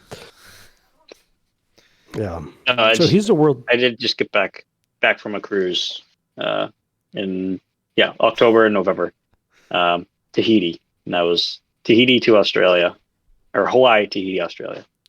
That was insane. I would like to know where WRG Dev of the Year Matty V went on his vacation, because with all his hard work, he must be going to very exotic places. It's a Galapagos Island. We all deserve some vacations. Amen. So, yeah. Well, in this here envelope, I can exclusively reveal the number one Timelines exclusive talk show for 2022. Well, hold on. Hold on. We have a contender in chat. Fucking times before you hold on. Someone named WRG Ben is asking, what about the WRG stream and YouTube channel? Who got snubbed in this award show? Wasn't even nominated. Wasn't even nominated. I can't believe it. We can't. You know, There's two streams, I think. There's two streams. You have to take up with the committee. In this envelope, I'm trying to open this envelope here. I've ripped it now. This envelope is toast. I cannot use this next year. The winner is. Where's my bit of paper? It's Timelines Talks. Well done, them. Yeah, well done, them. Sucks to be everyone else, but that's They're their very fault for being handsome. so shit. I hear they're all very well endowed. Anyway, that's the end. Look, can I just say, I really appreciate Ben you not only coming on, but we're like, hey, yeah, if you want to, ask your colleagues some ideas, some whatever about categories, and we're like, yeah, he's probably not going to do something. He came back with like this much space. In our Discord chat, he's like, yeah, we got this category and this category. Oh, and I talked to the writer, and then I talked to these people. I'm like, whoa, that's so that is made. Well. So I'd made up all the animations for all the different categories, and I was like, I've just got like one to do for WRG, and that's all that's left. Like 5 more categories. I'm like, I've got more work to do. Okay. Right, all right, you did say a few questions. Yes. A few categories. So yes, so 5 more next up year. With a few. No, Came up with a few. Yeah. We got them in. We did it. But no, this has been fun. This has been fun. Thank you very much, Ben, for coming. This has been a great. I think it's been enriched for you being here, because it's been able to sort of the highs and the lows, been able to talk to you with them, and it's been a real good experience. Yeah, and it's great to get everything from your guys' point of view as well. It's one of the reasons why we've been more transparent, but it's just great being friends with you guys and just hanging out on streams with you. So it's been an absolute blast. Congratulations on your award. But yeah, very very happy to join the stream and just chat and hang with you guys. 3rd year running. We don't win every year, It's we're like the Three Stooges trying to figure out who's going to accept the award on behalf of the show. They're all stumbling up. Hey, it's hard to host. It's hard to stream. I've only done it twice, and that is rough. It is rough. You guys do a good job. It's even worse when people are talking over you as well. Yeah, you are never going to let us mirror your stream again, are you? Might be for the best. I don't know. I do want to get more WRG folks on my streams on our YouTube channel. You guys need chemistry is important. Just have a weekly chat. You don't even have to talk about the game. Just have a weekly chat. I think people would enjoy seeing that. That'd be great. Just have a time and you just chill and have a beer or whatever. Have a Hades stream where you play through the roguelike and then talk about how you could possibly implement that into Voyages. Like, I would subscribe to that channel. Yeah, can we get Hephaestus? Yeah, well, that's maybe if I were to do my own side channel, that's something that I could do. But that is a strictly WRG channel.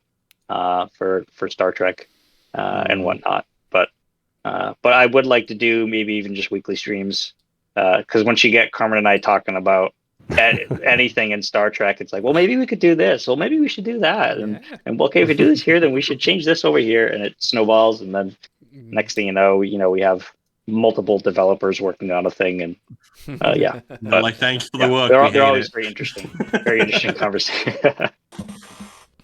No, excellent. No, thank you very much for coming. And yeah, we're gonna be 2022 has been a tumultuous year for us. It's been up and down. We've been in out various things. We've been trying some new stuff as well with Timelines Talks, and now Trek Time, as we've rebranded the channel to do more Star Trek stuff. 2023 is going to be fun. I'm going to do some fun stuff. I've got some very exciting things I'm planning. And yeah, Ben, I hope we'll get you on again sometime soon as well. Next time you want to. Timelines Talks is not dead. We are still doing Timelines Talks, just on a less frequent basis. Yeah, it's a shame it's the final stream. Thank you for the mariachi to send us off. We don't end the show. Cranky ends the show. We will see you all in the new year. Merry Christmas. Happy New Year. Happy holidays. Happy holidays to everyone. Ta-ra.